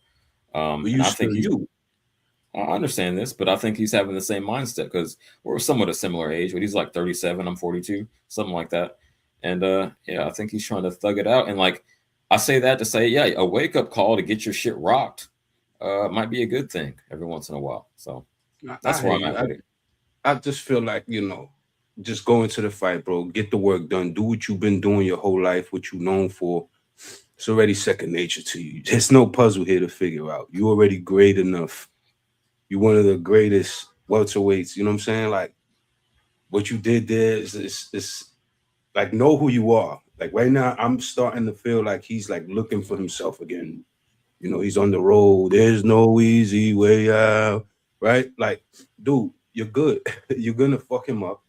You're going to come back. You're going to get another belt. You're going to put 2 or 3 together. You're going to be a world champion again. You're a great fighter. What are we doing? Okay, I hear your. I slightly disagree, but I hear your perspective, and it's way more interesting to have, you know, and we don't always line up because it makes for a better conversation. Real quick though, shout out my man Mo Brains in the chat. Say Spence is full of shit. He's going to Australia because the local government is helping pay for the fight. PBC can't afford Cowboy Stadium. I don't know about all that behind the scenes shit, but he said he had a chance to fight there. So again, you're coming with that narrative I was pushing against, that they're saying, oh, PBC didn't want to fuck with him or didn't think he was worth the investment, and I'm saying maybe he just wanted to get out of his element, not be around his people, because if I'm in Oakland, we gonna have some shots of Hennessy, and not necessarily the best approach. But okay, that's cool, man. Shout out Mo.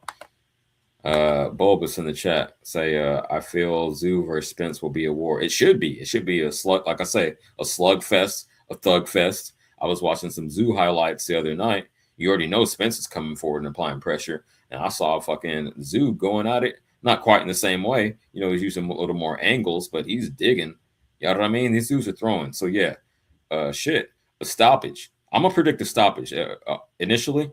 Even Australia, maybe that's why he's not tripping off going to Australia, because he said, I can get this motherfucker out of here, because Zoo isn't the most defensively sound. We've seen him hurt, we've seen him cut.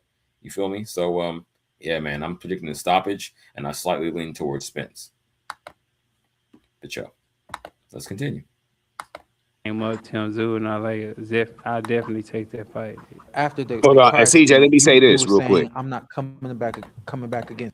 You got a champ? Yeah, if Spence happens to lose this fight, because honestly, he should lose. He ain't fought in so long.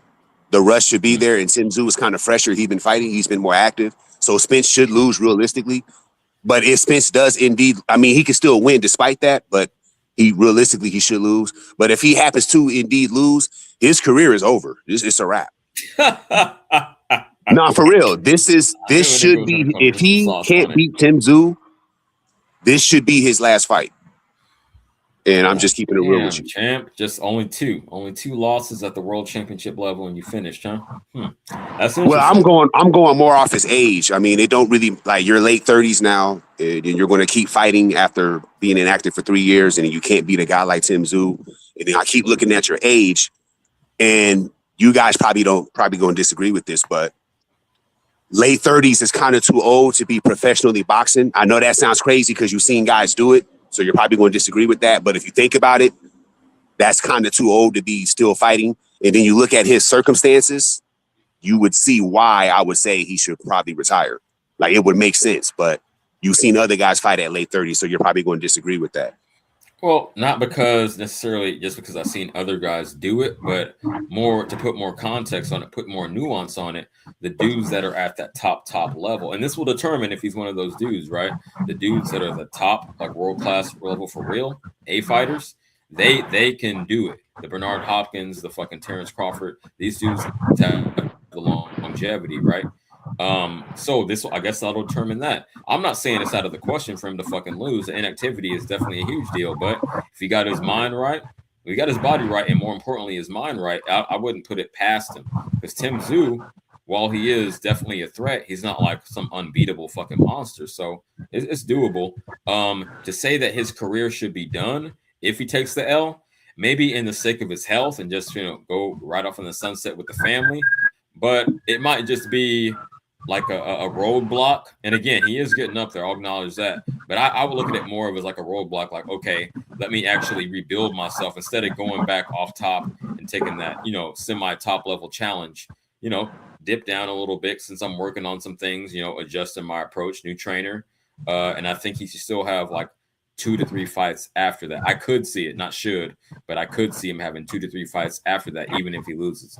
Again, I slightly edge him for the win, but I hear what you're saying. I'm not just going to outright disagree. I'm not. I don't want to lose these, but go ahead. Yeah, because he's formerly a top level fighter, so he probably don't even want to do all that. So if he can't get it right with the Tszyu thing, and then you look at his age, and then given what he went through 3 years of not fighting, that's on the table that maybe this shit is over with if I can't beat a guy like Tim Tszyu. Because like I said, Tim Tszyu's been fighting. I understand he lost to Fedora. I get all that. But he's been active. He's been fighting. He's not been sitting for 3 years like he has. So, and in your late 30s with inactivity like that, I got a bad feeling. Hopefully I'm wrong. I need to be wrong on this because I used to like Spence. But I just got a bad feeling a guy in his late 30s has been inactive.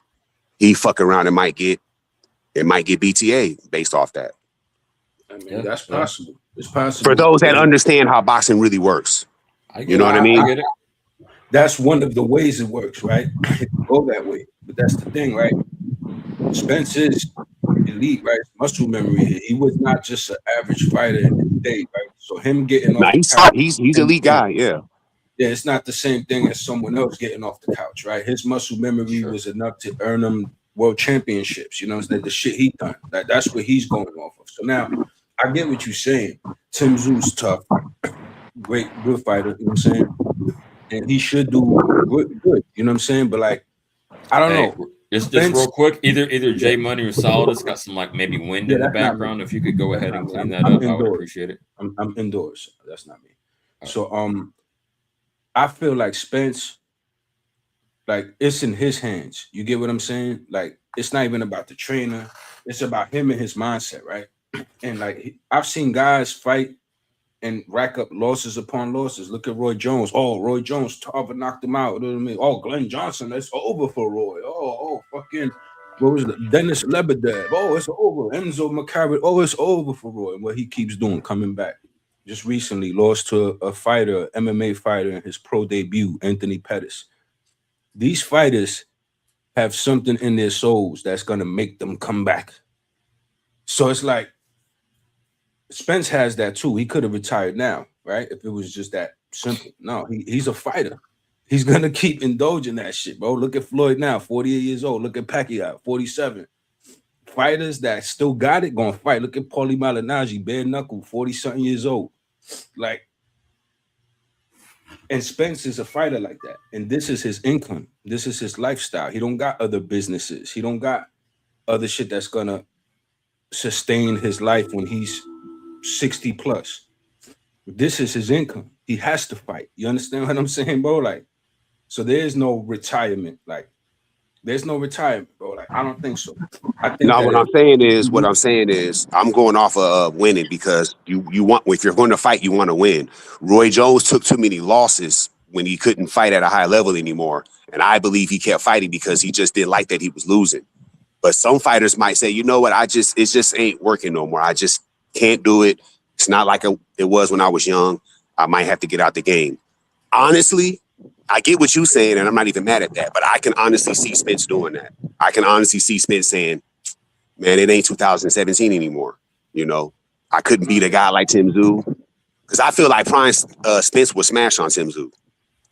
So it's like, I just can't do it. I could be wrong. Like I said, it's cool if I'm wrong about this, but I can honestly see Spence being like, if he go into this fight, July 25th, he go into this fight and he's unable to perform at a high level and Tim Tszyu gets one up on him and he gets embarrassed or it's just not a good look.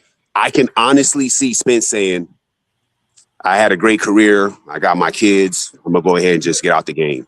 I can see Spence doing that. I can honestly see that.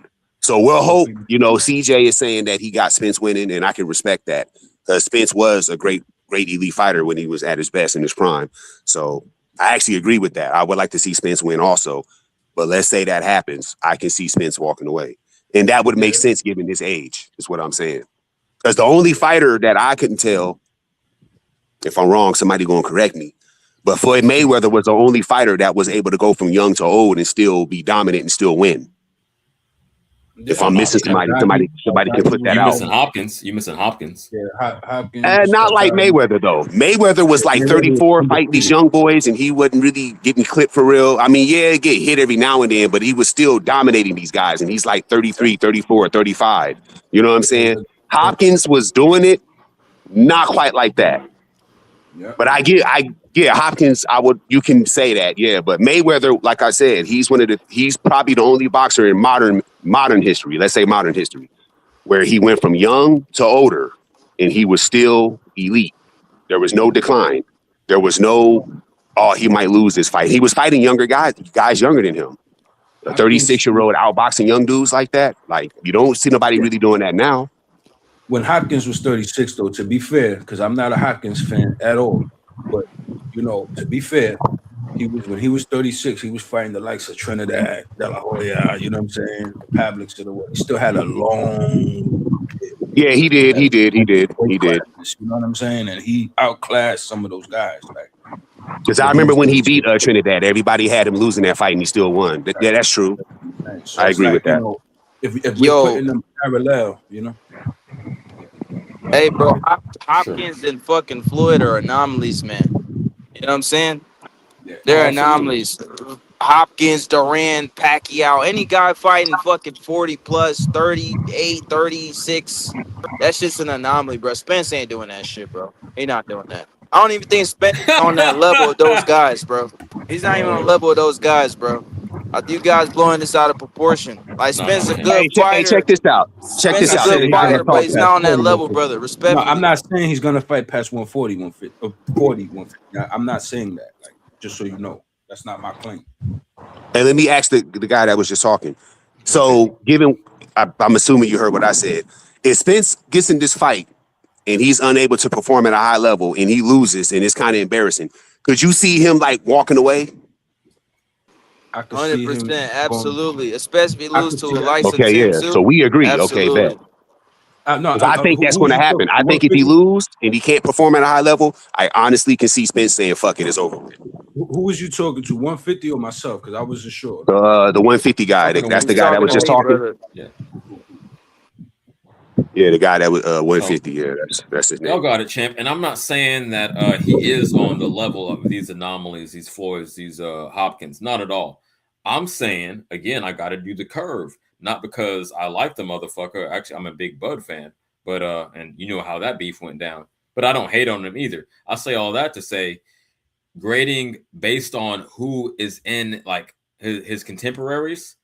I could say that he might be able to quote unquote reach that level, have that longevity rather, based on the dudes that he's up there. I mean, there is heat at 154. I just don't think Zoo is it. So I know you're saying if he loses, I'm not thinking he's gonna lose. Obviously, it's possible. It's boxing, anything could happen. But I'm Yeah. thinking again to put a bow on it, based on his contemporaries, based on who his competition is. I think he could go for a while. He can thug it out. But what Yeah, you say, I'm man? not. I'm not I mad at don't know that. about that, I would bro. like to I don't see. know I about would that. like to see Spence win also. So I'm not mad at that. I'm just saying, if the other happens, I can see Spence doing that. But I'm not mad at that. That's fair I enough, would man. like to see Spence win. I would like to see that. I feel like, bro. I feel like depending on the performance, even still, if he looks great, right, he beats Tim Zoo. I mean, it's Tim Zoo, man. You know what I'm saying? I don't think he'll beat a Ennis or Ortiz. I don't think he'll beat guys like that, bro. Not at this stage. Nah, I don't think so, bro. Those guys ain't untouchable though. Like, Okay. we also have to know that. Like a lot of what's propelling them up, those guys, and this Ortiz and those guys is youth, athletic ability, you know, time and age and wear and tear in this game gonna take its toll on everybody, right? And some of them it happens overnight. Look what happened to Jared Hurd. There was a time when Jared Hurd at 154, who the fuck gonna touch that kid? Do you see what he did? What? And then Julian Williams comes and wrecks him. Jason Rosario wrecks him. You get what I'm saying? It just comes out of nowhere. Paul Williams, oh my gosh, this guy is amazing. Carlos Quintana just comes in, outclasses him. Sergio Martinez flattens him. You know what I'm saying? You just don't know, right? This is boxing. Your name can't fight for you. You know what I'm saying? It's all about what happens in that ring. And styles make fights. And I don't know. Errol is a competitor, man. He could have walked away now if that was the case. If any of that was going to happen, he could have walked away now. I think if he loses this fight, he's going to go back to the drawing board and do it. He's not going to want to leave on a loss. This is Errol Spence we talking about. He's not going to want to leave on a loss. You know what I think is going to happen? He's going to go in there. He's going to fuck Tim Zoo up in front of his hometown. He's going to probably get Josh Kelly next or someone else like that so he could put himself in the title picture. And if he loses again, it's going to be 2-3 fights later in a big high-profile fight against maybe a unified champion, something like that. You get what I mean? Imagine Errol Spence versus Devin Haney. Come on. Nah, come on, man. Come on, bro. Come on, bro. That's a great fight. This is what I'm talking about, bro. This is what I'm talking about, man. Bro, Spence ain't gonna even be there long enough to fight Devin Haney. First off, and second off, bro, you talking about Ortiz and Boots are not untouchable. Yeah, that's very true. That's evident. But still, Spence ain't either, bro. It's a young man's sport. Exactly. Look at his That's fucking my style. point. Look at his style. He's not a pure boxer, nothing like that. So his style won't preserve him in this game. It won't. It won't. He's a come forward fighter. He's not the greatest Neither is defensively. His Boots. feet is flat. I mean, come Neither on, is bro. Boots or Ortiz, A lot though. of these Neither guys. is- Bro, they're fucking young as fuck, bro. They No, I haven't even know. lost yet. They haven't even lost yet. What are you No, I talking about? know. I know, but they're not these perfect boxers neither. They're not these tactician boxers neither. You get what I'm saying? It's just no one has put them in that predicament to make you look at it that way. You still looking at them like these killers coming forward that are No untested. one's looking at them like no killers, bro. I don't rate fighters like how other dudes do. That's what I'm No, saying. all right. So then, You're overrating Spence. He been out the no, ring for I'm not 3 years. overrating. He been out the ring for 3 years. He No, got his I'm not ass whooped. overrating No, him. listen, bro. Let me Yeah, finish, go man. ahead, Let go me ahead, go ahead. finish. Yeah. He been out the ring for 3 years. He got his ass whooped. He don't take care of his fucking body. He's been drinking this whole time. He had back-to-back car accidents. What are we talking about, bro? This So dude's you not said, gonna last long in this game. He no, probably I has hear you. he probably has 3 fights max. Maybe not even 3. Maybe not even 3. You really think he's in a rush to get in there with Bout and fucking Ortiz and all these I younger didn't say fighters? he You was. think he's in a I rush didn't to get say in he there with was. these guys? That's I why didn't he's say he fighting Tim was. Tszyu, brother. That's why he's fighting Tim. That's the Because it's the bounce back stylistic fight. matchup and it's easy for him. That's the perfect level of challenge for him at this stage, I would say. Look, I get what you're saying. It's not an easy fight though. That's the funny thing. It's not an easy fight. Tim Tszyu is not an easy fight, but I get your sentiment, right? What I'm trying to explain to you is that if he wanted to, right? Say he wins this fight, there's a pathway to keep having successful fights. Like I feel like he could beat Josh Kelly. I feel like he could even beat Murtazaliev if they fought. You understand? Say he gets a belt again or something like that. I feel like he could beat welterweights moving up that can't make 147 no more. There's a few of them he could beat. There's a whole fighter pool out there where he could string together 2, 3, 4, 5 wins. And you know what the narrative is gonna be? Because boxing works on narratives. That's why fighters get run off in one fight because the narrative changed. The narrative then will be, oh, Spencer's back 3 years, 3 years layoff. He knocked everybody out. Oh man, you get what I'm saying? People just go whatever. I'm looking at the intangibles here, right? Errol Spence is a talented dude. He hit the highest levels of the game. So it's not new to him. It's muscle memory for him. He can hang with pretty much anybody. Bud is an anomaly. You were right when you said that. Because it's true. He's an anomaly. Nobody's switch hitting like that. Nobody's doing it like that. It's like Floyd with the shoulder roll. Others use the shoulder roll. They ain't gonna use it like that. You understand what I'm saying? Bud is a different story, and that's the only dude that did that to him. So you just telling me Tim Tszyu and Hey, all this other shit? Come on, bro. no disrespect. You said you think he can beat. You said you think he can beat Murtazaliev right now, Spence. I'm saying that given a few fights coming back, you know what I'm saying? Like he probably can't do it next, right? He probably can't do it next, right? But that's why he's fighting the guy that Murtazaliev beat, right? He's fighting still a formidable foe in his backyard. He got to come back, right? These guys, again, they are active. It's physics, it's punches, it's force. So Murtazaliev is a power puncher. We know what we're dealing with. So is Tszyu. But, you know, Tim Tszyu is a good comeback fight. Murtazaliev is Hey, another good. TJ. Look, Josh Kelly just beat him, right? CJ, given what you know about Bakram, because we talked about him before. Yeah. Now, I'm not mad at what he's saying, right? But we got to be honest.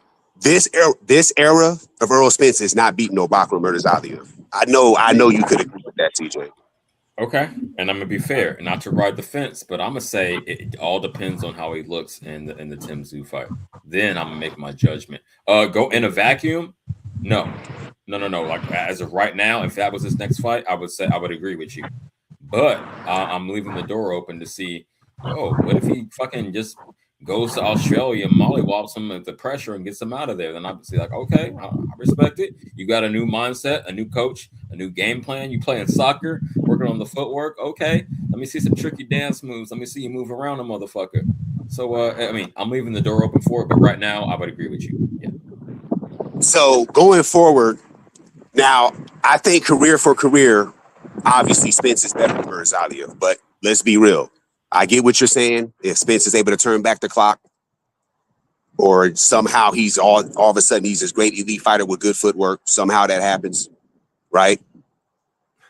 Let's just be real, bro. He's not beating no Bakram Murtazaliev in this era. Like that's not happening, bro. Like even if he does all that stuff, response to what CJ said, even if he does all that, Spence improves, or at this point he just has a greater improvement, or he's able to turn back the clock. Even if he does that, which I don't believe that's going to happen, he's not. That's never going to happen, bro.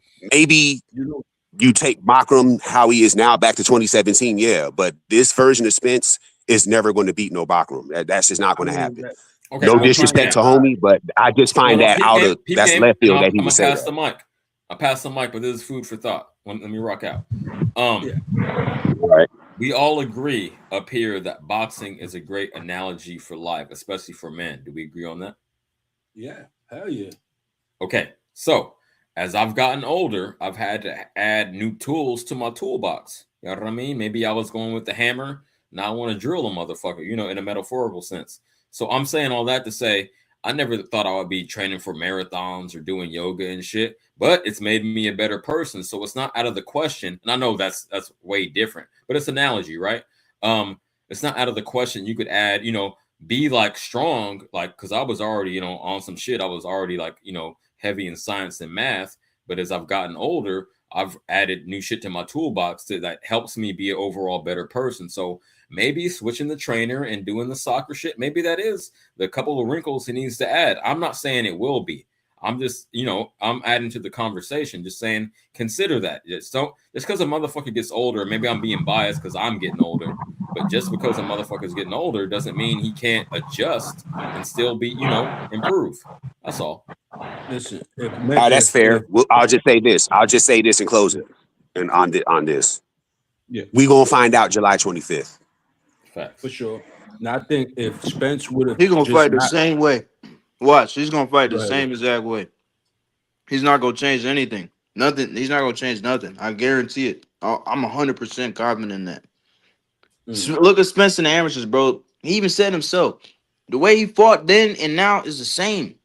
He's not gonna change nothing. He never had no great footwork or nothing like that. No, but he He's a adjusted. He got He a new shouldn't trainer. though. That's the thing. He bro, shouldn't change so much. bro. He The had a word new for him. trainer. He has a new trainer, but still, wait till he's in the ring. Wait till he gets punched. Wait till that happens. A lot of fighters, bro, they get new trainers and they resort back to what they knew in the past. Yeah, trainer can teach you some shit, but that doesn't mean they're gonna implement it in the fight. I don't think Spence is, bro. I think he's That's gonna the fight the difference, same Brucey way he Cross, does. but it gives his him a old style, possibility. It makes it possible. That's all I'm saying. his old style is enough to beat Zoo. His old style got him to the top of the welterweight division in the world. The only guy who touched him was Terrence Bud Crawford. The only guy who did that to him was Terrence Bud Crawford. And we're gonna act like he has to diminish his whole previous style and way of being, because this is a mental thing, man. This is a mental hurdle. If Errol Spence never would have gotten thrashed like that mentally, he would have been probably undisputed champ right now. He would have kept fighting. You don't think he could beat Mario Barrios? You don't think he could have beat Stanionis? Brian Norman? Look. What are we Hey, doing? bro, I'm gonna say this, bro. When Spence pulled out that fight with that fucking eye injury, bro, I think old man Pacquiao would have gave him a run for his money. I think that version would have gave him a run for his money. He might have even beat him. He might have beat him. He beat Keith Thurman, that version of Pacquiao, the one previous of that version. Beat Keith Thurman. It was Gave 2 him years the first after, round. but it was 2 years after, but yeah. But you go get ahead. what I'm saying, though. All right, 2 years after, but that's not you say that like that's a knock, or like, oh, Pacquiao would have gave him Pacquiao. So you said Pacquiao would have beat Spence? I'm saying Okay, he hold might have. on, I didn't say he Man, get would. the fuck out of here. Before we get carried away, hold on. Let me do the channel like. Why didn't he fight him then? Why didn't he fight him then? Let me do the house. Then he lost to Ugas, didn't he? Yo, y'all, chill out. I never mute anyone. Just chill out. Let me get this off. 10 seconds. Shout out to everyone in the building. Like and subscribe. Hit the Cash App if you feel so inclined. $CJ Rich 2026. Yayan, young man. I'm welcoming you to the panel, but never call me a punk, champ, especially on my own shit. But y'all got it. Yeah, let me say this, bro. Man, you heard what I said. Now what's up, though? Let me say this, bro. When Pacquiao was supposed to fight Spence, both of their sparring partners, Ugas and Pacquiao sparring partners, pulled out the fight, got injured or some shit like that. And then Spence was already out. Spence wasn't even gonna fight. 2 weeks later, before the fight, they say, "Oh, Spence can't fight no more." Ugas is already training with a southpaw, so he already had an advantage. He already knew he was gonna fight Pacquiao. Pacquiao didn't know that shit. He never fought a Cuban fighter, none of that shit. That was the first time he ever fought a Cuban fighter in his whole career. And this dude has what, 70 plus fights, bro? You know what I'm saying? Yeah. Styles made fights. Yeah, Ugas beat him, but it was an old ass dude. He was supposed to fight fucking Spence. That was the point here. And Spence struggled with southpaws, bro. He got hurt by Larte. He got hurt by a compo. Crawford beat the fuck out of him. I think Pacquiao would have getting running for his money. Hell yeah. That's not Nah, crazy to say. that's just you being a Pacquiao fan, bro. Yeah, I think that's nah, hell nah, bro. It ain't that about nigga being a Pacquiao, fan. dang, but listen, bro, at that time, bro, man, hell no, bro. Spence would have smoked, dog. Like, he would have stopped him. He didn't fight him, though. Bud would have stopped him, too. Who? Facts. He would have stopped Pacquiao. I don't know about Spence, but definitely Bud. Like, yeah, Bud would have beat him because Bud got a perfect style. He's a counter puncher. But fucking Spence a come for a fighter. He gonna be right in the wheelhouse to get hit. But he bigger. Why he bigger than dude? That's cool. He beat bro, and he hit hard, bro. He beat dudes bigger than him. He hit dudes that hit way harder for than sure, for sure. And I'm not even a Spence. Spence not even a puncher, bro. Spence break fighters down. He's not a puncher. Yeah, he's not a puncher. He's more in that Benavidez mode, right? Accumulation. He's gonna overwhelm. I think he probably. I don't know about that. Hey man, that too though. I was gonna say he probably hit harder than dude, but never mind. Pacquiao does that too, man. He could knock you down. He ain't gonna clean you out. He ain't gonna pull a Marquez. That sounds crazy. Like he ain't gonna do that. He could put you out with accumulation. Think about it. Like that's what Pacquiao does, bro. And I want to say this, so I'm not even a Spence dude. Like I don't even like Spence like that. I don't like his style. I don't like nothing about him really. But at that time, bro, like I just don't think Pacquiao would have beat nobody like better than him at that time, in my opinion. Okay, real quick, I want to acknowledge the chat. Shout out to the homegirl Jackie saying if he loses, Spence, she means, this fight, he probably gonna retire. And she agrees with him. I think it was Solid that said that. He obviously don't handle taking losses well, or maybe he does. Maybe it just makes him reset his whole approach. You can't say that. Even baby girl know what's up. Let me finish though. Let me finish her message. Let me finish her message. Or he'll take another long ass layoff. No, that's what's not going to happen. At his age, he can't take another 3 years off. That's impossible. So either he will retire or he'll get back in that motherfucker at a lower level and try to rebuild for like maybe a 3-fight deal for like one last run at it. But no, he ain't going to take another long ass layoff.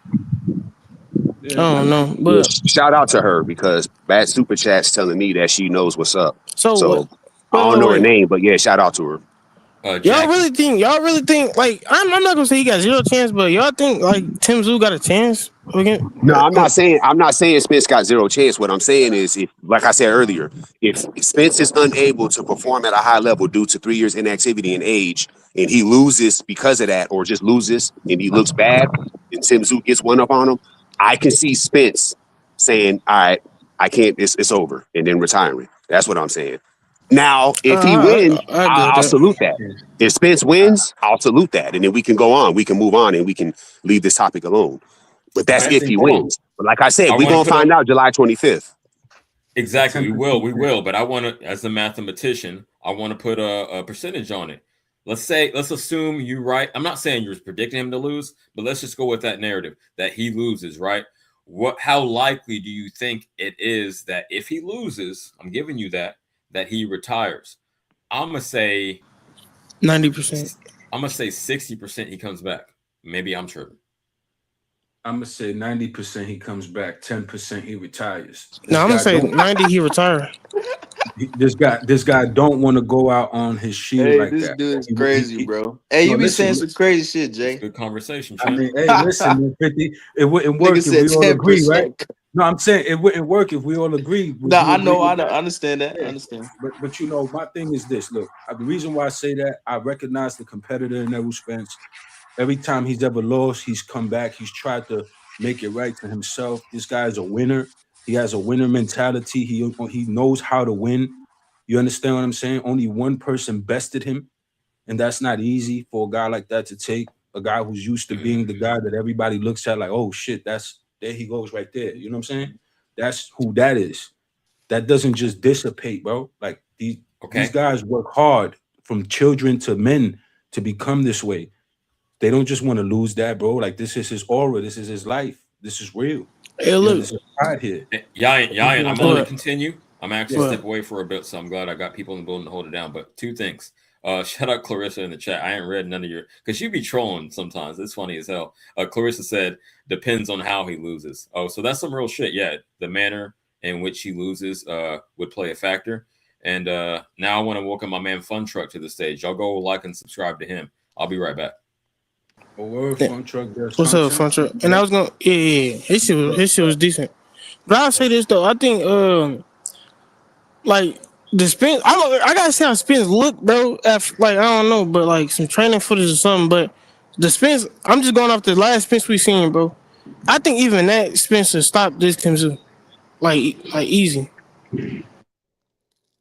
I don't know about that. I mean, it's going to be a good fight. I said it in the beginning. He's going to pummel him. He's going to slaughter him. But, you know, you could slaughter somebody for 12 rounds, 10 rounds. Yeah, you can. You get what I'm saying? So, yeah, I didn't say he was going to stop him. Like, you know, even in the welterweight division, he wasn't the guy getting the stoppages all the time. Like, he was the guy pummeling you for 12 rounds. His style indicates to me a decision, but I see him winning the decision comfortably. I see him getting the best of the exchanges, you know. I see him implementing some of that Ronnie Shields, you know what I'm saying, working on some of them new tactics, new tricks.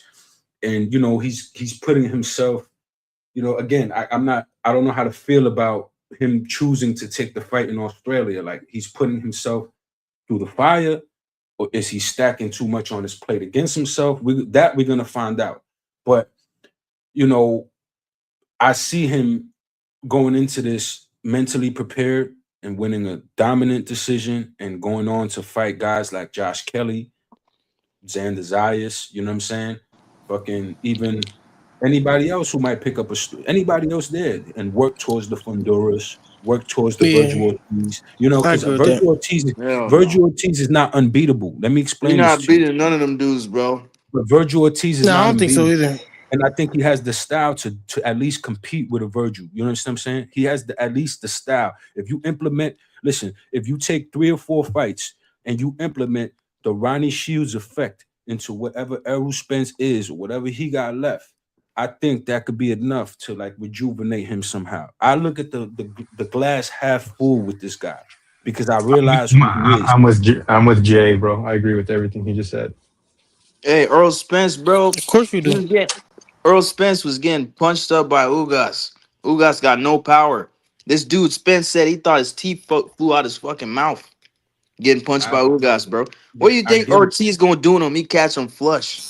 Yeah, what about Bout Sentence? What about Fundora? Bro, he's fucking come on. Yeah. No, I think he'd beat the shit out of Timzu. I don't think he'd beat none of them niggas. Timzu's more stylistically easy for him, Yayan. I agree 100%. But these other dudes, bro, nah, bro. Nah. Hell no.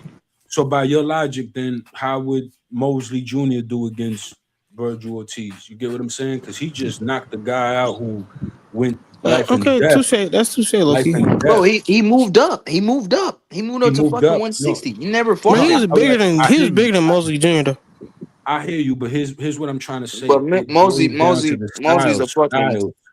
Mosley's a full-fledged fucking middleweight though. He's a full. He might be bigger. Okay. Bocek might be taller, but muscle mass wise, body weight wise, Mosley's bigger. So what about Brandon Adams? Brandon Adams put him out. You get what I'm saying? That he did it at 154. So what I'm trying to explain to you, it's about the styles, right? The styles. This guy Bohachuk went life and death with Virgil Ortiz. Put him down. I thought he won. You know him and Virgil Ortiz were sparring partners, right?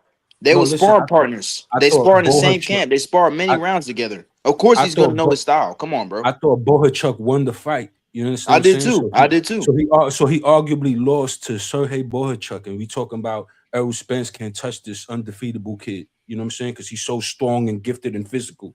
Like we gotta, you know. I don't know. I don't know. I see it more realistic, humanistic, and more even when it comes down to it because of the style.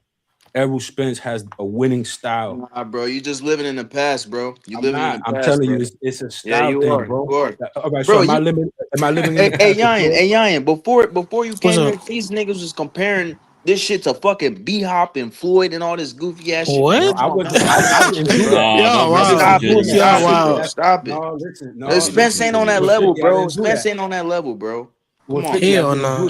I wasn't the one doing that. I was the one making the distinction to the person who did do that. That at 36 years old, if you put Hopkins and Mayweather side by side. Hopkins was beating the Trinidads and the De La Hoyas still of the world, the Pavliks. He had like a whole career. I was just pointing that out in his distinction. I wasn't making that distinction myself. At 36 years old, Hopkins, and at 36 years old, Mayweather, when you compare them, they was having the same type of dominance over guys at that point, at 36 years old beyond. You get what I'm saying? That's what I was saying. Yeah. Okay, real quick, because I feel like that was partially aimed at me, and since it's my shit, No, I gotta respond to that. Peep game. Smoke session, I think it was. I was never no, he was only up here for a minute. I don't think it was him. Oh, maybe he did say it. But I'm gonna say it like this: if it is aimed at me or whoever the fuck, I just want to clarify my stance. You feel me? So I wasn't saying that he's as great as a Mayweather or a Hopkins. I'm saying for the era, whoever's like, if you want to consider him an A- fighter, that makes it possible, right? For this era, not an all-time great, but for this era, yeah, he could have that longevity. You don't know what the fuck this man's been through psychologically for the past 3 years. So to just write him off and say it's impossible, I don't agree with that. But no, he's no Floyd. He's no Hopkins. I'm just saying that when you have been at the top level, that longevity is possible. When you look at those guys that have longevity, look at them. They actually took care of their body. Spence was not taking care of his body. That's a big point too. That's a big point as well. He said he's not drinking no more, and that's huge. No, bingo. Yeah, but still, he was. What about before that? He was drinking all this time. Yeah. So he was goofing off. He was partying. He would have been better off never have drank, but it's better that he stops now than if he continued. That's all. Exactly, and living that. I remember specifically. I said that the only fighters that I've seen in recent memory is I was singling out Floyd Mayweather. He's the only fighter that I saw in the modern history of boxing where he went from young to old and he was still dominant, no decline. Nobody never got one up on him. Might have got clipped a few times, but that's everybody. And the guy was talking amongst that line like Spence can somewhat duplicate that, even though he's not on Mayweather's level. And that's not accurate. So I push back on that. The only fighter I seen do that at a high level is Mayweather. I don't see Spence doing that at all. So it wasn't no comparison to Mayweather. Nobody on the panel did that. It was just that Mayweather is the only one that was able to do that, and Spence is not going to do that. Remember, Spence is significantly older than Tim Tszyu. I don't know if y'all know that. Spence is pushing 40, he's late 30s, and Tim Tszyu is like 30, 31. So he's older than him. So over 5 years older than him. So he has age on him as well. I do not believe Spence at this age is going to dominate or be this dominant. I know he's fighting the guy that's made for him. That's going to make the fight easier. I get that. But I don't see Spence doing that. But if I'm wrong, we'll find out July 25th and we'll go from there. I don't see Spence doing that all. So you guys sue, right? Smoke session. I honestly don't even know. I'm gonna go for Spence just for the simple fact that I think Spence in his prime was a great fighter. So I'm gonna hope for Spence to win. So I'm gonna pick Spence. That don't really make sense, but that's what I'm saying with it. But what I'm saying is I don't see him like he's doing soccer now. CJ, y'all know I fuck with CJ, but I push back on the soccer stuff. He ain't gonna get no good footwork because of that. And he I just don't see it happening at this age, bro. I stand on what I say. If he loses this fight, I don't care how he loses. If he's not able to beat Tim Tszyu and not perform at a high level, I really believe he's going to be done. I agree. Yeah. Yo, let me say this real quick. Go ahead, Yan. This all I'm saying. For a young, a great champion, right? And I'm not talking about Tim Tszyu because Tim Tszyu is a decent fighter, but he's not on that level. Like a reigning young champion. You know what I'm saying? Like we can go into history. If an old fighter beats a reigning young champion, a guy that's the man and he's young, that is a special fighter. That is a legendary fighter. Do any of you put Spence in that type of status? Does anyone think Spence a Hall of Famer? Oh my God. Yeah, I think so. Well, yeah, he's a Hall of Famer. Fuck no. Yeah, how's he Hall of Famer? How's he Hall of Famer? I don't know about that one. Explain to me. Tim Bradley and Deontay Wilder are Hall of Famers too. It's just we have a different bar, I guess. What, bro? Tim Bradley beat motherfucking Tim Pacquiao, nigga. Nigga, Tim Bradley fought Pacquiao 3 times. He fought Pacquiao 3 times. He fought fucking Casa Mayor. He fought fucking Marquez. Timothy Bradley. He made the Hall of Fame because he got a win against Pacquiao, and he had this fight of the year like that fight with this. Yeah, and then I was going to say that, and then he had this fight of the year, life or death fight with this Russian dude that he won, and Yeah, people were amazed by that. Yeah, Provannikov. that Yeah, dude. but look at his resume. He So beat he got Junior the. Witter. He beat No, Junior Witter. I'm not arguing that his resume is his resume, but I'm just It's saying way those three better than fights is what Spence got him in the Hall of resume. Fame. Way better than Wilder Spence got in the resume. Hall of Fame because he did something that was rare. For a guy that can't really box for real, he just hit you with a right hand. He knocked out 35 plus guys. Hall of Fame type shit. He got the Hall of Fame because I of that. think that's the main criteria that's going to get Wilder in. But okay, niggas talking the shit. That's why he's in the Hall of Fame, because nobody can say, because your resume is your resume. You fight who they put in front of you. You can't stress resume too much. But he did something that most fighters. He did something that most fighters are never going to be able to do. Oh, okay, a Hall of Fame type shit. And then as far as Spence go, they're going to say that he was a champion dominated a division besides Crawford for a while and shit. He was unified champion and he held the belts for years or whatever. So they're going to give him a Hall of Fame for that. He's 3-belt unified. I want to clarify this shit. I don't agree that Bradley or Spence should necessarily be in the Hall of Fame, but I'm saying, given that floor, that ground level, that criteria has been set, that he will get on the Hall of Fame. That's what let me ask you this. Could we? Not me. Could we agree on this? Okay, maybe not first ballot, but could they at least get Hall of Fame? Could we agree on that? Bro, Tim Bradley certified Hall of Famer. CJ, Tim Bradley is already in. Spence not a Hall of Famer. Spence is not a Hall of Famer. To me, there's two Hall of Fames though. Could we agree that Tim Bradley's a Hall of Famer, but maybe not? I don't think he's a first ballot Hall of Fame, but CJ, do you? Okay. Could we agree that regular Hall of Fame? Could we agree on that? Yeah. I think he is a first ballot Hall of Famer. Fucking Timothy Bradley, bro. Come on, man. Don't look, bro. Timothy Bradley's underrated. Exactly that. Hall of Fame. Homer shit. He's very underrated. Timothy Bradley's a very underrated fighter. People underrate the fuck out of him. You know how many people on YouTube? You know how many people on YouTube say that stupid shit? No, it's not even about Manny. It's not even about Manny. That's the criteria that got him in. In my opinion. Hey, CJ, hold on. Nah. Who the fuck CJ. Who the fuck? Let me say this. Who did Spence beat? Nah, CJ, right. Hold on, CJ. Let me say this first, CJ. Was the Pacquiao victory? Without that, he doesn't get in. Yeah, CJ's right. That's what those three fights I outlined. That's what got him in. The Prognoval fight, he beat Marquez, who's a Hall of Famer himself. Shout out to Marquez. And then he got a win against Pacquiao. Those three fights got him in the Hall of Fame. That's how boxing works. They'll put you in the Hall of Fame if you do shit like that. Triple G made the Hall of Fame. He has no significant win. The only guy on his resume that you can say, oh, okay, that was a great fight was Canelo. He's a Hall of Famer. Nobody's arguing that. Name a significant fighter he beat. That's like an elite level guy that he beat. Bro, he's a Hall of Famer. Triple G got a better resume than fucking Spence, man. What the fuck? Who did he beat? But who did he fight besides Canelo? Where it's like, okay, that's a great fight. He didn't. It's just Canelo. He fought Danny Jacobs. I guess you can say Danny Jacobs, but is Danny Jacobs a high level guy? Some would argue he's not. He's a good fighter. I mean, he's a good fighter. He's a good fighter. He's better than anyone fucking Spence beat. I'll tell you that right now. Nah, hell no. Come on, man. Who?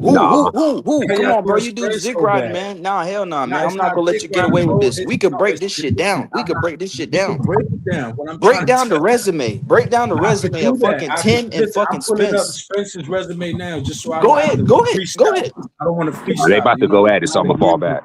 Yeah, go ahead. No. You can jump in too, brother, because you're arguing for Spence, right? You think Spence Hall of Famer? You can come in too. Come on, let's do it. Nah, Spence is a Hall of Famer, bro. You're not gonna no, the fuck he's not. You're not gonna give him respect for the guys he beat. You understand? You're gonna be like, oh, that guy was shot. That guy went on to lose 10 times and blah blah blah blah. That's what you're gonna do. No, I'm not doing that, brother. I'm just saying his resume is not that good. His resume is not that good. Let's see if you're not gonna do that. All right. Okay, hold on. Go ahead. Before we get into this, it's gonna get deep, right? Let's take a deep breath. Channel maintenance. Hey, shout out Heavy Chevy guy in the chat said salute CJ. Everyone in here, we got good numbers throughout. Like and subscribe. If you want to hit the Cash App, $ CJ Rich 2026. Y'all got it. I want to hear this debate. Let's go. Well, look, I say he's a Hall of Fame because of his amateur background, and he beat the likes of guys like Lamont Peterson, fucking Mikey Garcia, Danny Garcia, Ugas, Porter. Ocampo took he gave him his first loss with a first round knockout. He trash, bro. Trash fighter. Leonard Bundu is a tough fighter. It's as tough as you would respect Provodnikov to be. You know what I'm saying? Chris Algieri, he put a ass whooping on him. Chris Van Heerden, Phil LaGreco, Samuel Vargas. A lot of y'all don't know who that is, but Samuel Vargas, Ronald I know who that Cruz, is. I know who it is. All right, and you know what I'm saying? Man. A few guys that you wouldn't know them, but they tough guys, and this is a good, solid record. That don't scream Hall of Fame, man. No, listen, it's not about it screaming Hall of Fame. Look, he got the top guys in his time. He did what he had to do. He fought the champions, the top ranked guys. All these guys were the top guys. These were the guys that people wanted Bud to face, but he couldn't face them because he was across the street. So they didn't want to fight Crawford. That's why. Listen, but check this out. The people that Bud couldn't get, and that is what would have made Bud so great at welterweight, but you know he didn't get to fight them. Spence fought them and beat them all.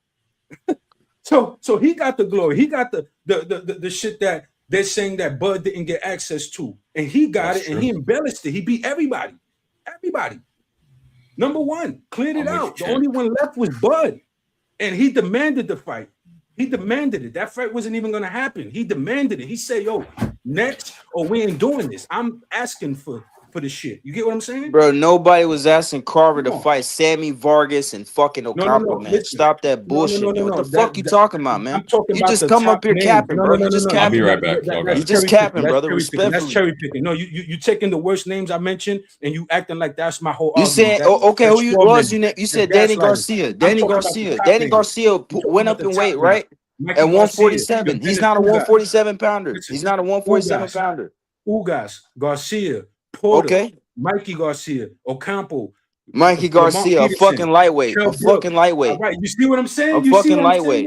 As soon as I say a name, he's going, fucking lightweight. This and that. He's gonna because he's a lightweight, bro. He's not a fucking bro. You're gonna give Spence credit for that, for being a smaller dude. Before we even started talking, I said you were gonna do that, and you just did it now with Mikey Garcia. You started. You just said. You just said.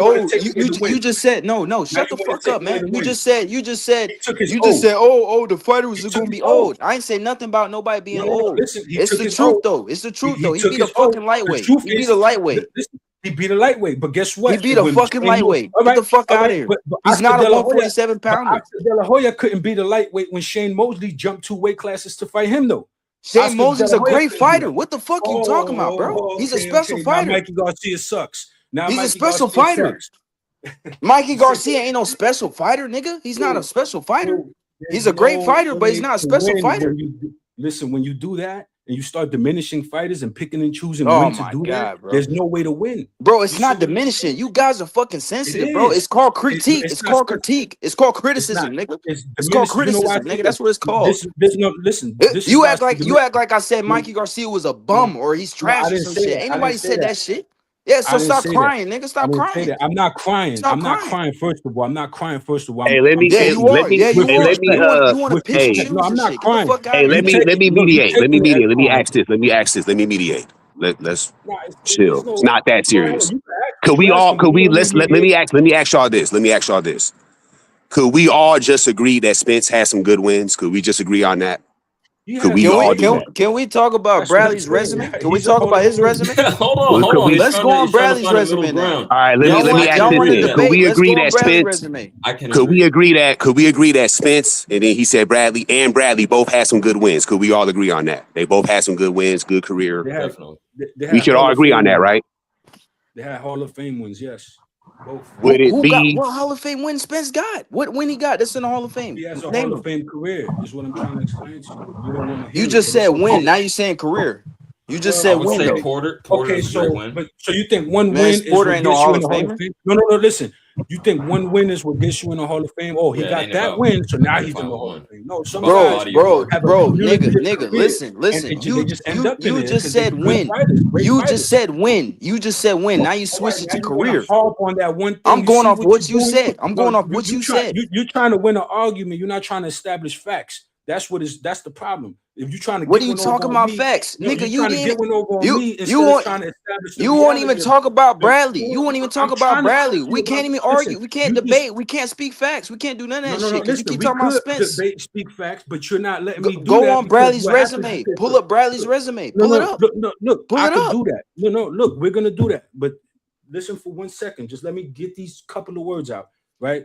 What I was telling you about Spence and Mikey Garcia, you basically saying, "Oh, Mikey Garcia is a lightweight, whatever." But He other guys was. have no. Listen, other guys have jumped from lightweight to welterweight and beat the champion there. Now all of a sudden, But it's did Mikey win? Did now, Mikey no. win? Listen, no, he failed, but other guys have done that. So it doesn't mean that And that's my point. Special Shane just a fighters, lightweight. No. special fighters do that shit. Mikey Garcia is not a special fighter. Listen. What I'm telling you, special fighters get determined by the shit they do, not by the names, right? If he would have went up and did that and beat Spence, you would not be saying that. You would be like, oh, he's a special fighter, like the way you're saying Shane Mosley. Even though Shane Mosley went on to lose so many times and whatever, he's still great fighter, but he lost to guys that, come on, David Evanesian beat Shane Mosley. At any Bro, point he fought in way life, past his career. yeah, What I the fuck? understand. Bro, What are you're you talking explaining this about, to me man? like I don't know. Like I didn't know that was his 10th So loss. why are you bringing it up then? I If you know know, that. why I you bring bringing it it up up then? because that's still Why you Shane bringing it up Mosley, then? right? It's just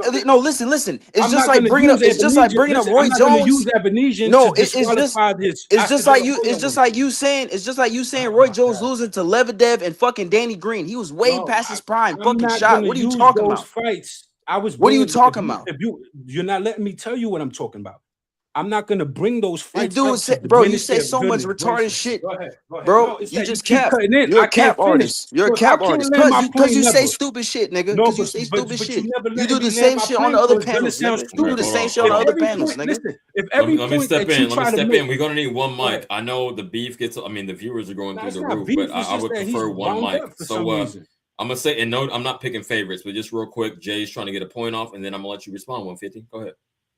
That's all it was, and I'm trying to like gather my point as I'm trying to get the ability to talk. The shit slips me. Like I was making a point about diminishing guys after. I'm not going to use the Lebedev and the Glenn Johnson knockouts to diminish the shit Tarver did the night he did it and the significance. Mikey Garcia was 39-0 when Errol Spence did that to him. People was thinking, man, this guy could come up and he's a good boxer and who knows and whatever before the fight, right? Now after the fight, oh, he was a lightweight and blah, blah, blah, blah. You applying hindsight. But it was still a good accomplishment, a great accomplishment when he did it.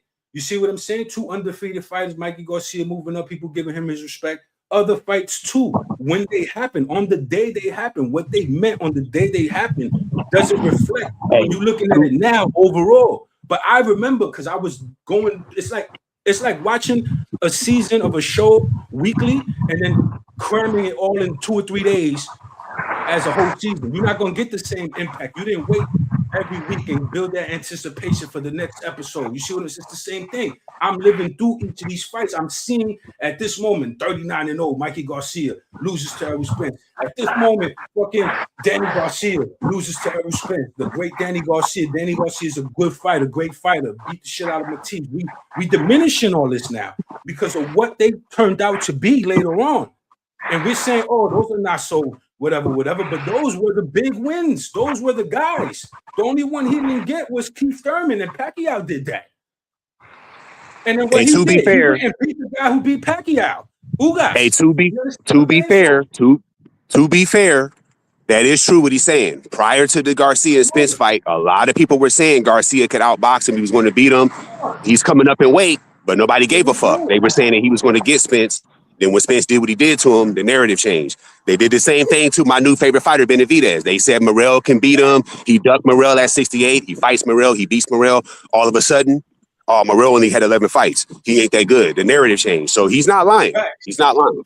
Look, He's bro. not capping. Look. They Let me do. say this, People bro. do that. Let me say this. People I'm do be not doing that. those people. I'm not those people. Yes, you I got good. Hold I on. Let me got. respond. He I let him get got it good off. memory. I got He good was Hey, I memory. don't finishing. want I to. got a I better don't face. want to instigate, but what he said was true. I don't want to instigate, but what he said was true. So I can't even I'm not trying disagree. to mute nobody, but he let you go. Now let him respond to your point. Go ahead. My bad. All right. Yep. Look, like I was saying, I'm not one of those people. He's trying to say I'm diminishing him and all this goofy shit, whatever the fuck he's talking about. Bro, I'm just saying, you brought up fucking Morrell, right? And fucking Benavidez, right? To that point. Bro, I'm not one of those people that was saying, "Oh yeah, Morrell's gonna beat him." He Benavidez is ducking You him and heard that this and that. narrative though. Yeah, You heard absolutely, it though, right? absolutely, absolutely. And Oh, you know okay. what people forgot? And you know what people forgot about? Ronnie Shields himself said, "Yo, we need 2 years or so to fight Benavidez. We're not ready for that." People forgot Ronnie Shields said this shit. Bro, I got good memory, bro. Ronnie Shields said that. The viewer I said, "Oh, he can beat Benavidez. He got exactly, the and that's skills to my beat point. Benavidez." The viewer said differently though. And then Bro, Benavidez beat him. All of a I'm sudden, not it's one of these different. fucking clowns. I'm not one of these dudes that push narratives. I'm not one of these dudes. I All got right, good memory and everything. I I'll take remember you out of the, context. I remember context. I'll take you out of the Neither equation am then. I. But Neither the am I. I popular got great consensus memory was he He was too. going to beat You're not gonna put Benavidez. me And in then when that it didn't and bracket. you happen, they and you switched up. AJ, and you talking about Mikey Garcia, nigga. Mikey Garcia was supposed to fight Loma. He was supposed to fight him for undisputed, nigga. He wasn't supposed to Duh. fight Don't Spence. you think I know that? He He won't jumped he up two won't weight po- classes he and won't took supposed a to tough fight fight. Spence. He won't supposed to Goodness fight gracious. Spence. He So jumped why up the two fuck? weight classes So and why? fought Spence, dude. So why He would I jumped up. worry about why would I worry Oh, about him fighting Spence when he fought him strictly for money? He fought that nigga for money. That's what he did to fight for. again, That wasn't about no diminishing it after legacy. the fact. That Diminishing it wasn't after about the fact. legacy. The legacy fight was Diminishing it Loma. after The the legacy fight fact. was Loma. Keep diminishing it after the fact. Go ahead. Just keep proving my point. Go ahead. Nigga, no one's proving your point, bro. You just You're crying, bro. diminishing the win after the fact. You just But before crying, the bro. fucking fight, Just fucking everybody crying, was bro. hyped for it. Everybody was hyped. Oh, You just Mikey fucking Garcia has his crying. face. Bro, hey, Robert listen, bro. Garcia's These kid. fighters don't fucking Come know on, you. man. These fighters don't know you. These fighters don't know you. Stop I acting know like a that they don't know fangirl. me, but they don't know Stop you acting like neither. a We still fangirl. talking about it. It's called criticism. Ain't nobody I diminishing know him. it's called criticism. That's No what one you do. called And him I'm a not bum. calling No you a one bozo no, because of your get criticism. I'm not get your calling you fucking names panty because of out your your wad. criticism. Get your panties out your ass, bro. No I'm one not. I called don't got fucking my Mikey panties Garcia enough, a but you see bum. how I'm talking to you with respect, and you keep saying shit like that to me. Man, You see shut what the I'm saying? fuck up, man. You You the one who's disrespect hella dudes emotional. on here. Now I gotta shut the fuck up. You You see what I'm disrespect saying? hella You dudes see on what I'm here. saying? You disrespect hella dudes on here. Now Shut I up, bro. gotta You a shut Man, up. clown. I You a would clown, really nigga. let me say this real quick. I really You a prefer to have clown. a You a cordial clown. conversation. I gotta You Hold on, don't. champ. fuck up. I'm aware. This is all boxing I'm talk, not. mind you. I'm We not just trying to sharing mute our nobody. opinions. Please just respect it. I never mute anybody. Just let me get my shit off for the sake of the channel. Like, For sure. I would prefer. I know the beef is popular that drives the views, but for real, I would prefer to have a cordial conversation and not Me get too. personal and say you a bitch or you this and you that. Thank Yeah, you. I know I crash out sometimes, so I'm a hypocrite, right? In myself, I'll acknowledge that, but I would prefer That that never on came my out my shit. mouth. Okay. Even still, I still have yet to call this man out his name. Okay. Or call him anything a B word or Man, you act like you ain't do that before. You act like you ain't never did it before. I done Be it. quiet, bro. I did it back. Let's keep it correct, because like you did Yeah, it now, whatever, man. you did You it did that first. shit on Then. Marco That's panel in your too, bro. pattern, Stop bro. crying, That's in bro. your pattern, bro. I had Stop to come crying, back bro. at you. No, that's not Damn. crying, bro. You doing it Yeah, again. you are crying. You You are could crying. change the energy right You now are by crying. talking to me like a man, but you're not capable of doing that, apparently. Bro, I don't I gotta go respect to work. You retarded heard? I gotta go opinions, to man. work. You heard? I gotta go to work. Yeah, go to work. Yeah, go to work. Yeah, go to work Cool, so we man. can Hey, talk thanks real for pulling boxing. up, man. All Definitely right, come little back, man. man. Take care.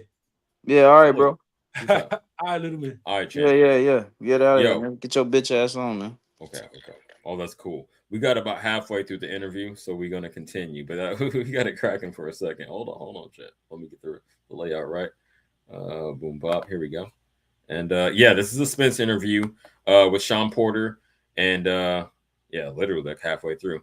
He gonna tell us, give us some more insight into his mindset with his comeback fight going up against Tim Tszyu. Let's go. Fair use. Shout out to. I want to make sure I acknowledge. Hold on. Make sure I acknowledge main event. Shout out to you, man. Let's go. Like always been a part of who you are is fighting the best. Yeah. And upon coming back, was this a no-brainer that at this point Tim Tszyu is the best that you can get? I mean, he wasn't the best that I could get, but I'm not crazy, but I bought nothing. You said it ain't the baddest bitch, but it's like a 7. I feel like I could pull that. Let's go. So, I was looking at Fundora. I'm looking at top names. Like, yeah, I fight him. Like, cause I'm the type of guy I really don't believe in ring rust. If I look good in the gym for 9-10 weeks, why I can't look good in the ring in the fight? Like, what makes the difference? That's the mental thing. Yeah, that a lot of people like. It's like, guys, this. There you go. Like we were speaking on before, he said it's a mental. man, they good as hell in sparring and practice and that, but when the lights turn on, they fold. Mm-hmm. And I just feel like I'm different. Mm-hmm. You know, I feel like I look better outside. I look better in the ring and not in the gym. I look good in the gym, but fight night I look, you know, it comes out. Yeah. And I just feel like that come fight night, I'm gonna show everybody that, you know, ring rust is not a thing. It's more of a mental thing more than anything, and that's what people can't get over, and that's why they need a tune-up fight to get over that mental hump. It's not a thing. Ooh, great psychological insight into a boxer's mind. Y'all want to speak on this? Let's stop beefing it and speak on that. He said it's more of a mental recovery, and that's why dudes take tune-ups. And he said, I think my mental has recovered fully, so I'm thugging it out. How y'all feel about that? Well, like I said, you know, he should be fully healed from the trauma he took physically, but like he mentally, everything he's saying sound good. But there really ain't much more to say about it, though. We gonna find out on July 25th. If this don't go well, then it's going to be all red flags, no Pyru. So we're gonna find out. So we just gonna wait. Like I said, at this point, after everything I said, just gonna wait till July 25th. But everything he's saying, that shit sound legit. So I no pushback on that. That's cool, man. I don't even necessarily need to finish it out. We've been speaking on this for over an hour, you know, directly or indirectly. So I got like 5 more tabs up here, champ, and we 2.5 hours in. Again, salute to the chat. Like and subscribe. I told y'all either I'm going to go super long, like 4 hours on this one, or I'll be back with another one late night. So that remains to be seen. But I do want to speak on, so let's loosen it up, man. We had a lot of beef on here. I don't like people cussing each other out, even though I'm guilty myself. I say all that to say, let's look at Adrian Broner's latest escapades. I'm glad, not glad. I'm sad. My man Yayan, Broner's #1 fan, ain't in here, but we're going to get on some bullshit. You know, it's boxing and BS. Let's get on some BS. Fair use. Let me see who got it. Shout out Just Went Digital, but y'all may or may not have seen this footage. You see my man Broner in a sombrero with some Latinos back here. And let's take a look at Adrian Broner, now the streamer, in the same lane as me. Let's look at his escapades. I'm an engineer too, though, so let's go. Fair use. No. We know. I'm talking about busy. Yeah, it's Rampage Jackson and Broner, and he talking that shit. We know where and I ain't talking about no fighting, no none of that. All right, we nowhere near that. You're busy, bro. We ain't nowhere near that. I'm just letting you know, though. We're talking about He's gonna bring 10 pictures. He brought fucking 12 dudes. The sausage interesting here, brother. We're the Asian team. 12 dudes. He got goons. Let's go. You know, we're playing the Asian team. What in here? That's the baddest. My nigga, you could have hollered at my nigga off camera. Off camera? Well, you couldn't have talked about like nutting my wife off camera? Yeah, but I apologize already. All 3. Because he was drunk. Ski skirt. I heard about this, but I ain't seen the full footage. He said you talked about nutting in my wife off camera. Hold on, this is the BS. Yeah, hold on, I gotta run that back. I gotta hear this right. You couldn't have talked about like nutting my wife off camera? Yeah, but that is what he said. Fair use. I apologize already. On stream, because he was drunk. That was exclusive behavior. Like, it has to be addressed on stream, like you addressed nutting my wife on stream. And you gotta be careful who you're talking to, bro, because he really like that. Hey, why you always popping drama? I'm not popping drama, James, but why he can't pop shit then? I'm always popping drama. Hey, yo, let me holler at you. Like, man, let me go pop. No, I'm saying that's what shit is. I don't know what's going on, but all I know is like that. I'm analyzing this in real time on some hood shit, so let me give you the subtext. Apparently, a little light-skinned dude, Broner's homie, who's about the same size as him, about the same size as me, to be honest. They flexing on this big, you know, Rampage Jackson is a big, I mean, you can see it.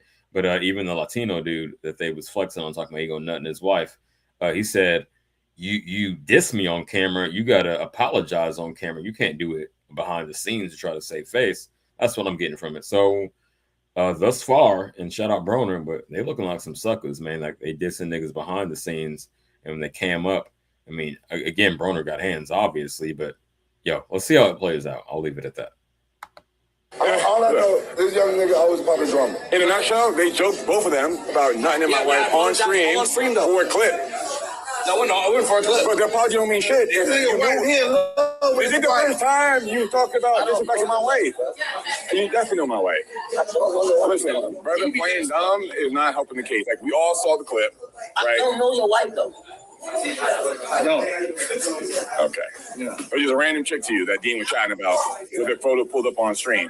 Gang, I never seen your wife, never met your wife, never. Seemed like cap to me.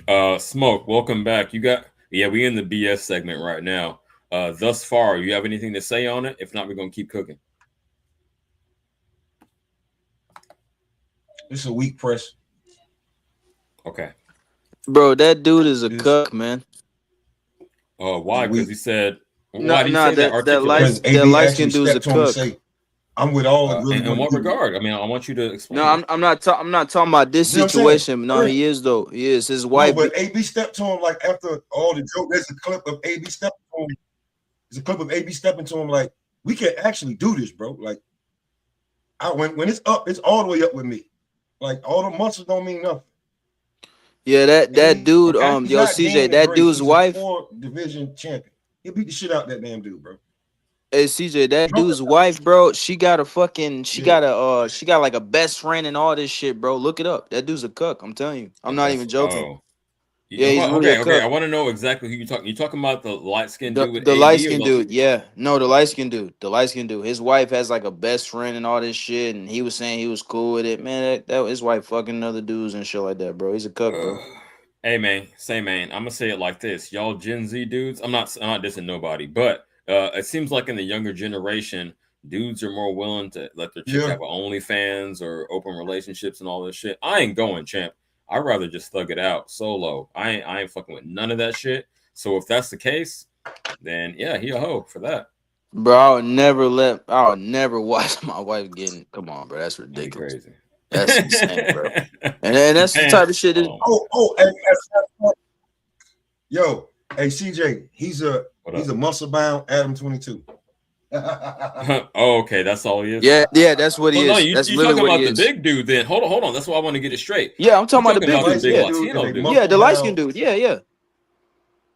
I think his name is Larry. I think his name is Larry. Homie or Rampage's homie. We got to get this shit straight. No, Rampage homie. Dude. He's a muscle bound. Oh, what a sucker. I think his name is Larry Wills. Rampage I think that's his name. Is a muscle bound. I've heard that name before. I ain't seen it. Put the face, the picture. That's him, CJ. Larry Wills. Larry. Yeah, Larry Wills. That's him. He's a cook. He's a cook. Oh, that's some sucker shit. When I say the Adam 22, especially when you jack like shit. What the fuck, nigga? You might as well be the one bending over, man. Yeah, this ain't it. And CJ, he slapped Dean the Great. Hey, Smoke, he slapped Dean the Great, but he won't slap AB though. He would not slap AB. He know what's up. Again, the footage I pulled up earlier, that Porter Earl Spence interview, the only one, real quick, Smoke. That's the only one I've seen all the way through. I'm looking at this shit in real time. It came across my timeline. I thought it'd be amusing because AB is a fucking clown. So I'm gonna watch it with y'all. I'm gonna watch it all the way through. But before we continue, Smoke, what you got to say, man?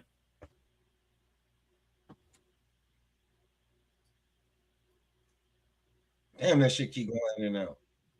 Yeah, your audio is spotty, but we're gonna continue with the clip. Hold on, fair use.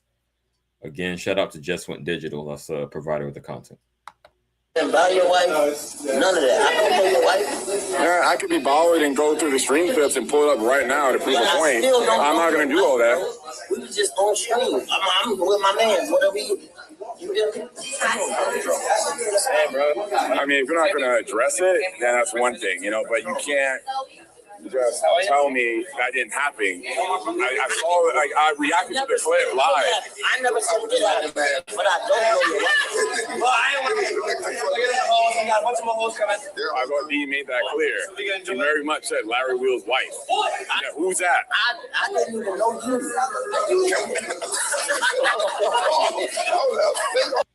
Okay, let's zoom out. Let's zoom out real quick. I'm thinking about this in real time as I view it. And I wish that Jackie, Clarissa, or Kalia would pull up like y'all do on the relationship stream. But I'm going to say this. Do y'all see how a woman's actions can just embarrass a man? Even if she's not present at the time, like, oh, I seen your wife do this, and I'm talking to your wife in her DM. Y'all see how detrimental this can be to your man's like confidence and ego?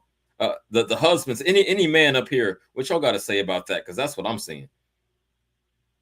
This is why you never, ever, ever, ever take a female seriously that has a high body count or she does any kind of sex work. She's just a hoe. The BS. Yeah. I agree with you, champ. A lot of guys nowadays, you'd be surprised how many dudes keep making that mistake. Like a girl will be a hoe or she'll have behavior that would indicate she's like that and niggas would still take her serious. Bitch be doing, a girl be doing OnlyFans and stuff like that, or because that's been the wave since COVID. That freaky shit on OnlyFans.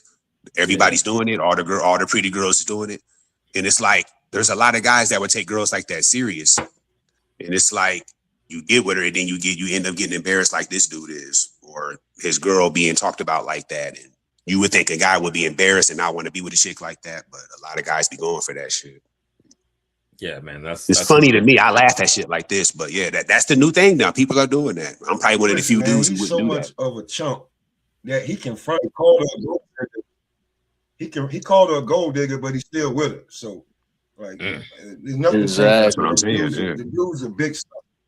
Dude's a I'm looking at him. He's a 250-pound sucker, bro. Yeah, this guy is doing it to himself, man. I don't even feel bad for him. You know what I'm saying? Not at all. Yeah, you can't do shit but just laugh at him. All right. That's where I'm at with it. Okay. I just want to get y'all's perspective. He should laugh at himself. I'll say it like this. Like, man, he said, who was that? It wasn't 150. It was J Money. Was that you? That said, yeah, you can't take females really serious nowadays with a high body count or, she been out there doing sex work. Nah, I said no, that was T. That was T. Oh, my fault. It was solid as T. Okay, my fault. I'm gonna say it like this. The next chick I get, that's being nice. That's being nice. The next chick I get, I'm gonna probably put her on OF, man. We're gonna do some scenes together and we're gonna cash out together, but I'm not trying to wife it. That's where I'm at with it, man. The game has changed and I'm cutthroat with it. My heart is if cold. you mess with her, like, I mean, I don't know if I want to do that because I don't want to be put out there like that, but I guess you could do that. But just in general, though, if you meet a girl that does that, there's two things: either ghost her or just use her for sex. But there's guys out here that are taking girls like that serious. Yo. Peep game. I'm gonna say this real quick, ladies, because I know I have a lot of female supporters. I look at the analytics. We trying to give y'all game, man. It ain't about hating women, but if a dude sees you in that vein, he ain't gonna never be able to unsee that shit. You feel me? So I'm it's like a precautionary message. Don't even get in that game. Don't have a 304 phase. Because I heard some ladies say that. I'm gonna put the name out there, but I heard you say that before. Don't do that. Don't fall to that temptation. And don't do no sex work, and you'll be fine. You'll be able to. CJ, though, it's gonna be really hard to convince women to not do that, though, because women love attention. Women love attention too much. Women love attention too much. I know. Hey, CJ, every female has that phase, bro. Every female has that phase, bro. They gotta go through if you lock them down early, they gotta go through it. I'm not saying I have. Obviously, I've been unsuccessful in that, but I have seen some females not be total 304s. I don't know if they cheat on their husbands. But some of my dudes got, because I'm from a different era. Nowadays, I would agree, man. I mean, the game is the game. But maybe back like era, 20 years ago. Yeah. That's true. I got to realize that. You guys are older than me because I'm 26. You might be able to find a decent woman 20 years ago. But now, hey, it's all on the table. Hey, Solid, how old are you, brother? If you don't mind. 29. Oh, 29. Okay. Oh, you're not that far off from me. You sound older. Damn. You do sound older, man. You do sound older, actually. Yeah. That's cool though. Let's see how this ends up, man. For Larry Wills and AB, this is entertaining as fuck. Fair use. Shout out to Just Went Digital. Hey, man, we gonna enjoy the whole. Hey, it's the buffest nigga on the planet. I don't know this nigga. I don't know this nigga. It's the buffest nigga on the planet. I'm just a bunch of buff niggas on the planet. Nigga, I never met you. You ever met? He said the buffest nigga on the planet. That's an exaggeration. That's funny. Let's go. Right. It's like saying, well, I never heard Michael Jackson. I don't know Michael Jackson. You don't know fucking Michael Jackson. You're not Michael Jackson. We saw the clip about you and Dean nutting my wife, running your train on her, like pretending it didn't happen is not helpful. Hold on, champ. I need to look into this. Not that I'm super interested, but you said you saw a clip of AB saying he ran a train on his wife. God damn, this nigga would have been in the dirt off top. Fuck, that's on site shit. His wife, a train, nigga. How could it be more disrespectful? Let's go. Fair use. This is boxing, and this is the BS segment. So we're gonna round out with this. Let's go. But I don't know your wife, bro. Hold on. No, listen. There's no positive vibes here. This is the most toxic place in LA right now, dude. Oh my God. You're positive vibes. I like positive vibes. Let me squash everything. Hey, let's squash everything. All I'm saying is this, bro. I know your wife, man. But whatever you're trying to go with this, bro, it's up, bro. I ain't running from that. Hey, peep game. You know what's some hoe shit nowadays? I never had a confrontation like that. When hella niggas are recording and you know it's going to be charges based on what happens on camera. To me, that's some hoe shit. Every confrontation I ever had, it wasn't no footage. Let's go. Fair use. No. We ain't even on that. We ain't even on that. We don't hear that. Like, no. We know where I'm talking about busy. No. We know where I ain't talking about no fighting, no none of that. All right, we know where near that. Busy. We ain't nowhere near that. I'm just letting you know though. We're talking about GTA. And excuse me, sir, and I'm a thinly veiled threat at best. He said, I ain't talking about no fighting. You know, just insinuating. I ain't putting nobody, I ain't the police. Y'all got it. Fair use. letting you know there's boundaries you don't cross when you talk about another man's wife. And pretending like you didn't know her. I didn't know her, it's bro. foolish, dude. It's just like I didn't know her, my nigga. Okay. I didn't know her, nigga. But now that you do, please refrain from talking about nutting in my fucking wife on screen for a clip. Now that you know, please refrain from doing that. Y'all wear rainbow brights. Fuck that shit. Why y'all trying to run your fucking rainbow? I'm really like these niggas wearing rainbow fucking brights on. How they do that? Scream this Don't take no wrong. Fuck that shit. I'm gonna keep it. Okay. That's enough of the BS. But okay, I want y'all's opinion after I say this. Fucking let me cam back up.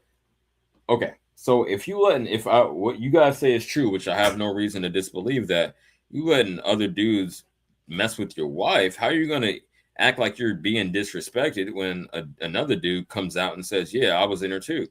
Like, if you allow on this shit, I'm not saying he actually hit it, but if you allow on this shit knowingly, like what kind of pride do you have left, man, as a man? God damn. Y'all got it. I'll pass the mic with that, and we'll get back into some boxing because I got real shit to talk about. But I just wanted to acknowledge that real quick, mix it up. Y'all got anything to say about this confrontation? I thought somebody was going to get knocked out or throw hands or something, but no. Apparently, he lets his wife get smashed, and Broner called him out about it. Y'all got anything to say?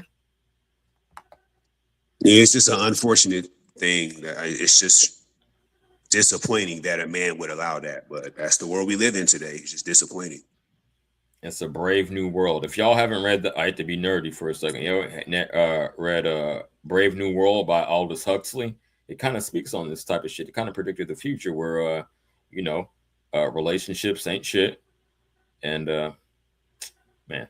Anyway, okay, fuck all that shit. Let's move on. I'm disappointed in that. I'm disappointed.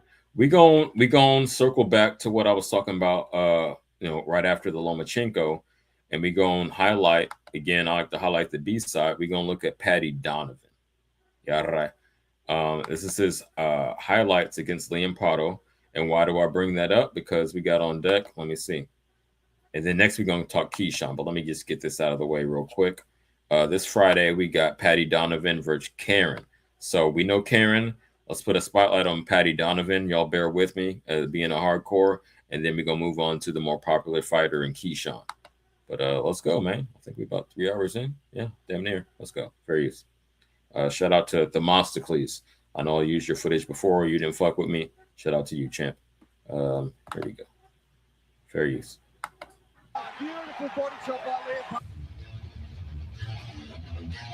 And Paddy's hands. That's where the power's coming from. Look at that. That's just timing. He's starting out domestic. He just tagged a lesser fighter. That's cool though. Let's go. He's tamed that lovely.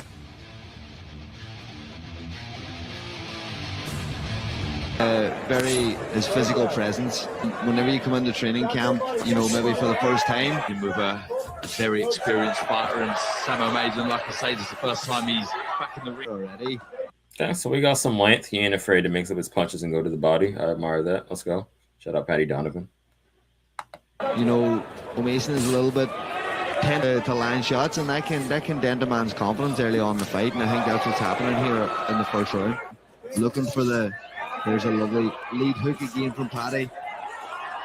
Just decent power.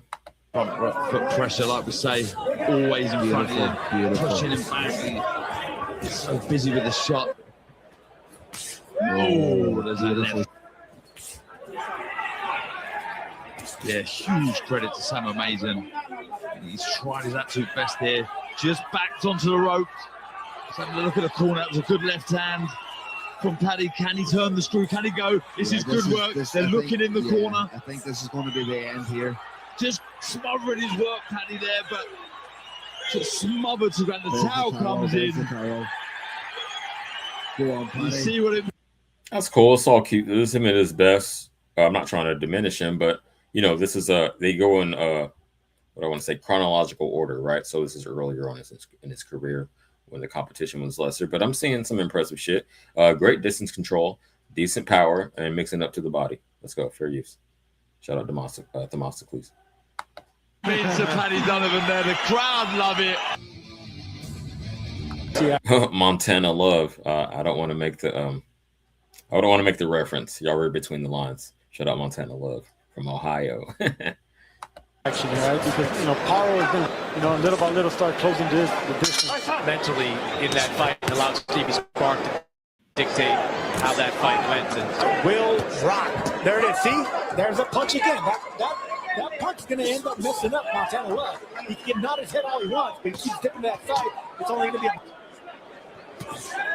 a good shot there by Paro. Both of them exchange hooks. I think Paro got the best of it. And Montana Love walked right into that right hand. Oh, and there's the left. And he's shaking. Hey, bro, that's a nice jab by Love.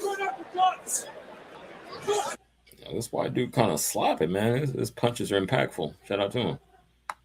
Right, stop. Love had expected. Love was disrespectful with the fighter meeting. Holy cow! Sat him on his ass cheeks. So this is both. I mischaracterized it. Both Liam Prado and Patty Donovan highlights. So it's a good cross section examination of both of the fighters. Well, obviously, I say that to say this is Prado and Montana Love. It's not Patty Donovan. I'm telling you right now, man. Montana Love better watch out. Paul's coming here to win. Coming here and knock him out. Beautiful left hand. Oh, he scorched him again. Love cross, and Love is dead again. That was almost You know what? I'm gonna change my mind midstream. This is for the hardcore of hardcores. I'm gonna go to something that more people are aware of and interested in. We're gonna come back to that. I'll probably be back tonight, man. If not, then similar time tomorrow morning. So as we push up on 3 hours, I would rather close with Keyshawn Davis versus Nahir Albright. That's coming up, and I want to take a look back at the first fight to see what we can expect. We can also factor in things like Keyshawn's recent history, as far as missing the weight and blowing the other hometown fight he had. And this fight selling less than the previous fight had, which obviously he didn't get nothing from because he didn't fucking fight. So last segment of the show, we'll go just over 3 hours. So I think that's a good one. I'll get out here and run and take care of some other business. But yeah, okay, we're going to switch over to Keyshawn Davis. Now here, Albright, second fight coming up, the rematch coming up. And we're going to take a look at the highlights from the first fight. So, okay, y'all got it. Fair use. Shout out to Boxing Mojo. Keyshawn Davis entered the fight undefeated, carrying the momentum of being one of the most highly touted American prospects since winning a silver medal at the 2020 Tokyo Olympics. Davis closed the show, nearly clipped him with a big right hand. Oh, body shot! I mean, on the target, bullseye! Signed with Top Rank, he was quickly developing a reputation as a polished, flashy lightweight with sharp counterpunching, speed, and fight-ending power. Body shot! The bout against Albright was billed as his toughest test yet, his chance to prove he could handle durable, experienced opposition on a co-main event stage.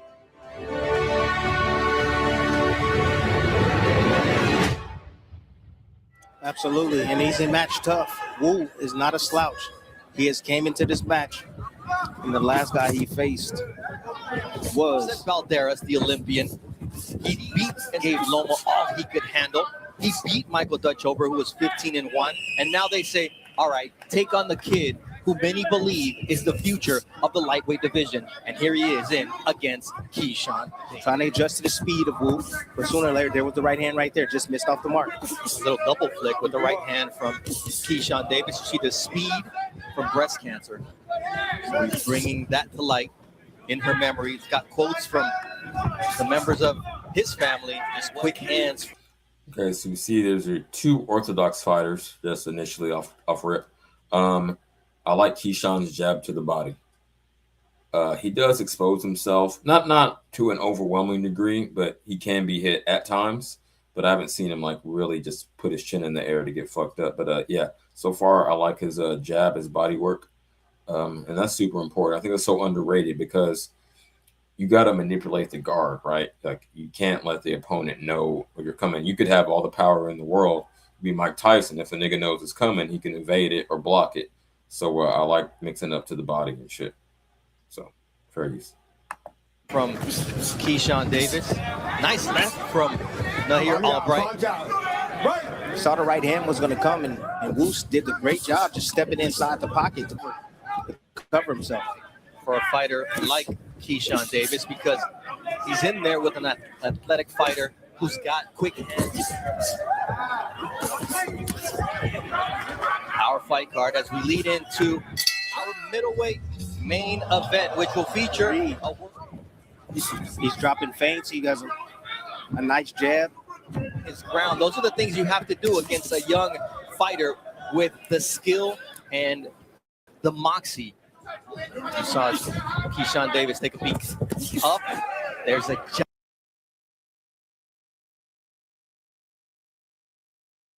giant screen behind us, and do what they're doing in the ring. Ooh, nice right.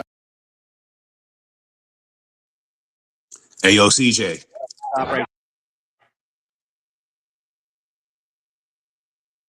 Yo. Oh, my bad. I had it on mute. I was saying that was he was defensively sound and hit him with a great counter. My bad. I didn't realize I was on mute. Thank you for helping me out. But what you got anything to say? Analysis of the first fight? Yeah, I got to run, but let me say this. I think Albright's going to give him a good fight, but I think Keyshawn's going to win. I think maybe a stoppage, possibly, but I think it should be a good scrap until somebody gets stopped, and I think that somebody's going to be Albright. But as far as the first fight went, yeah, the first fight was very good, but I thought Keyshawn edged it. So it should be a great scrap. I'm looking forward to this. And then also Brian Norman Jr. is fighting on this card too, so it should be a great little fight. Oh, so, yeah. Okay, so shit, I'm gonna have to come back, man, because we come up on 3 hours. I don't got too much time. I got to get back to the day job. But yes, we are definitely going to talk about the undercard. Brian Norman is the co-main. I just want to make it through this one. And shout out to you. If you got to peel off, that's cool. I'll rock out. Shout out to everyone who pulled up. And salute to you for sticking around, man. You've been up here at least a couple hours. So now you know I got you. Next time you go live, I'll be back. As soon as when I see you go, I'm gonna pull back up. Man, I gotta make up for lost time. We gotta go. All right, no doubt. Just beautiful timing right there, catching Wu as he was stepping right onto his front foot to engage. He would do stuff that left people saying "woo." So that's how he got his nickname. The businessman Keyshawn Davis, his nickname is because doesn't mean that he has to fight. He's just taking his time right now. Yes, turn around to work. Still his back. But at the same time, you don't want to get Wu confident. I know a lot of younger fighters, especially American fighters. I'll leave out the subtext, but y'all get it. Get hate for not being willing to engage. But you see that although I would primarily place him as a counterpuncher, he's not afraid to be in the pocket and exchange and take a little damage in exchange for giving some more. So let's go. Shout out, fair use. So to follow up, piggyback on Solidus, I got Keyshawn as well. I'm not going to bet on the stoppage. Shit. So I got Keyshawn like 75%, and you want me to put odds on a stoppage? I'm gonna say 60. So he could, very well could, but that's not something I would put bread on. But he's definitely at a different tier than this guy, and I think the gap has widened since their first meeting. But y'all got it. Fair use. Shout out Boxing Mojo. And he does. When he shoots his jab, he goes back on his back foot, puts his head back there, tries to turn his shoulder, the right hand, there it is again, over the top.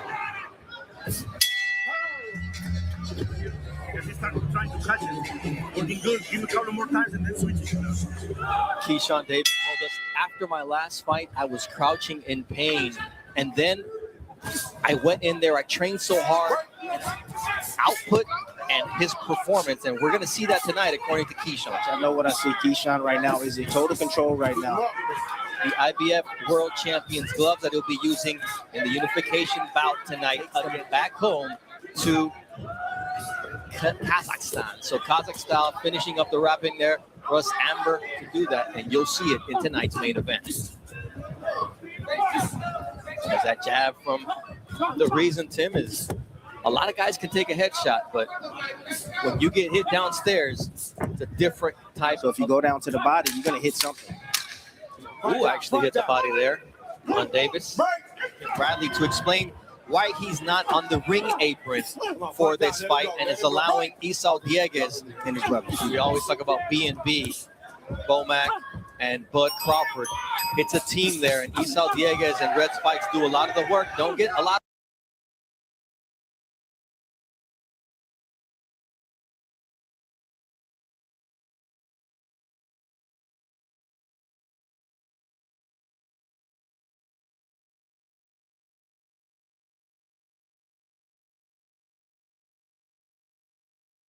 Of the credit, you see how slick and how powerful those shots to the body are from. My bad. I gotta stop muting. But I was just saying that I don't remember seeing this in real time. I know I've seen the fight before, but what I'm observing from these highlights is they're both willing to trade at mid-range, not infighting, not smothering each other's offense, but not sticking behind the jab strictly either. So shout out to them. It should be another good fight, but I do believe that the gap has widened since this one. I think that Keyshawn has faced higher level competition, which has allowed him to become more polished. For use. Keyshawn Davis after Albright got off. There it is again. Anytime Wu goes into the high guard, you should expect offense coming back with Keyshawn. The Albright had the herky-jerky style, moving his hips. Well, he's getting him lunging now. He was starting to lunge, but Keyshawn. Yeah, he got Albright off balance now. He's starts taking over, as I recall. There it is, a left hook. That's what I was waiting on. And he's going to have more of that, especially when Wu throws. Here, Albright, who is a great singer, actually. Nice right hand. And you saw the legs of Albright start to shake. And here is Keyshawn Davis. Albright still has his legs under him. See that post right there? Just lining it up. That his technique was starting to falter. His form is starting to go by the wayside. That's exactly what's happening right now. He's breaking down. You're leading with your head. Lead with. Okay, it's going to be a real-time reflection. Ain't no faking in the boxing ring, like he said. He got caught and you saw his legs start to wobble. You can't lie about shit like that. I mean, your body, that brain-body connection, you get hit in the dome, your leg's going to start to feel wobbly, like a Lil Wayne. And you might get dropped like it's hot. Bars. I was off top of the dome. But, okay. With that said, let me close it like this, champ. We've seen about half of these highlights. I'll be back tonight. That's a promise. Making up for, the past 4 days when I wasn't going live, because I'm trying to go every day. And y'all hold me to that, champ. If I don't go, y'all hit me in the Discord. Y'all text me. Y'all have my number, because I'm really trying to be consistent with this shit. But I say all that to say we going to catch the end of those Keyshawn and I hear Albright highlights from the first fight. Yarrai. We're going to do that this evening, Cali time. It's 2:36 over here, so East Coast people bear with me. But I'll be back in a few hours, champ. Shout out to everyone who pulled up, man. It was a great stream. I feel like I feel like I'm getting my feet underneath me, man. I'm feeling good about this, man. Yeah, everyone hit the Cash App. This is the most active that's been on the stream. Y'all see it. If y'all want to join the party, at the bottom of the screen, $ CJ Rich 2026. But with that, I'm out. Shout out Clarissa, Jackie, Kalia, goddamn Mo, everyone put up on the panel, Yayan, 150, J Money, my man Smoke, anyone who I missed. Fun Truck was up here too. Yo, shout out to y'all. And with that, peace the fuck out. Yara.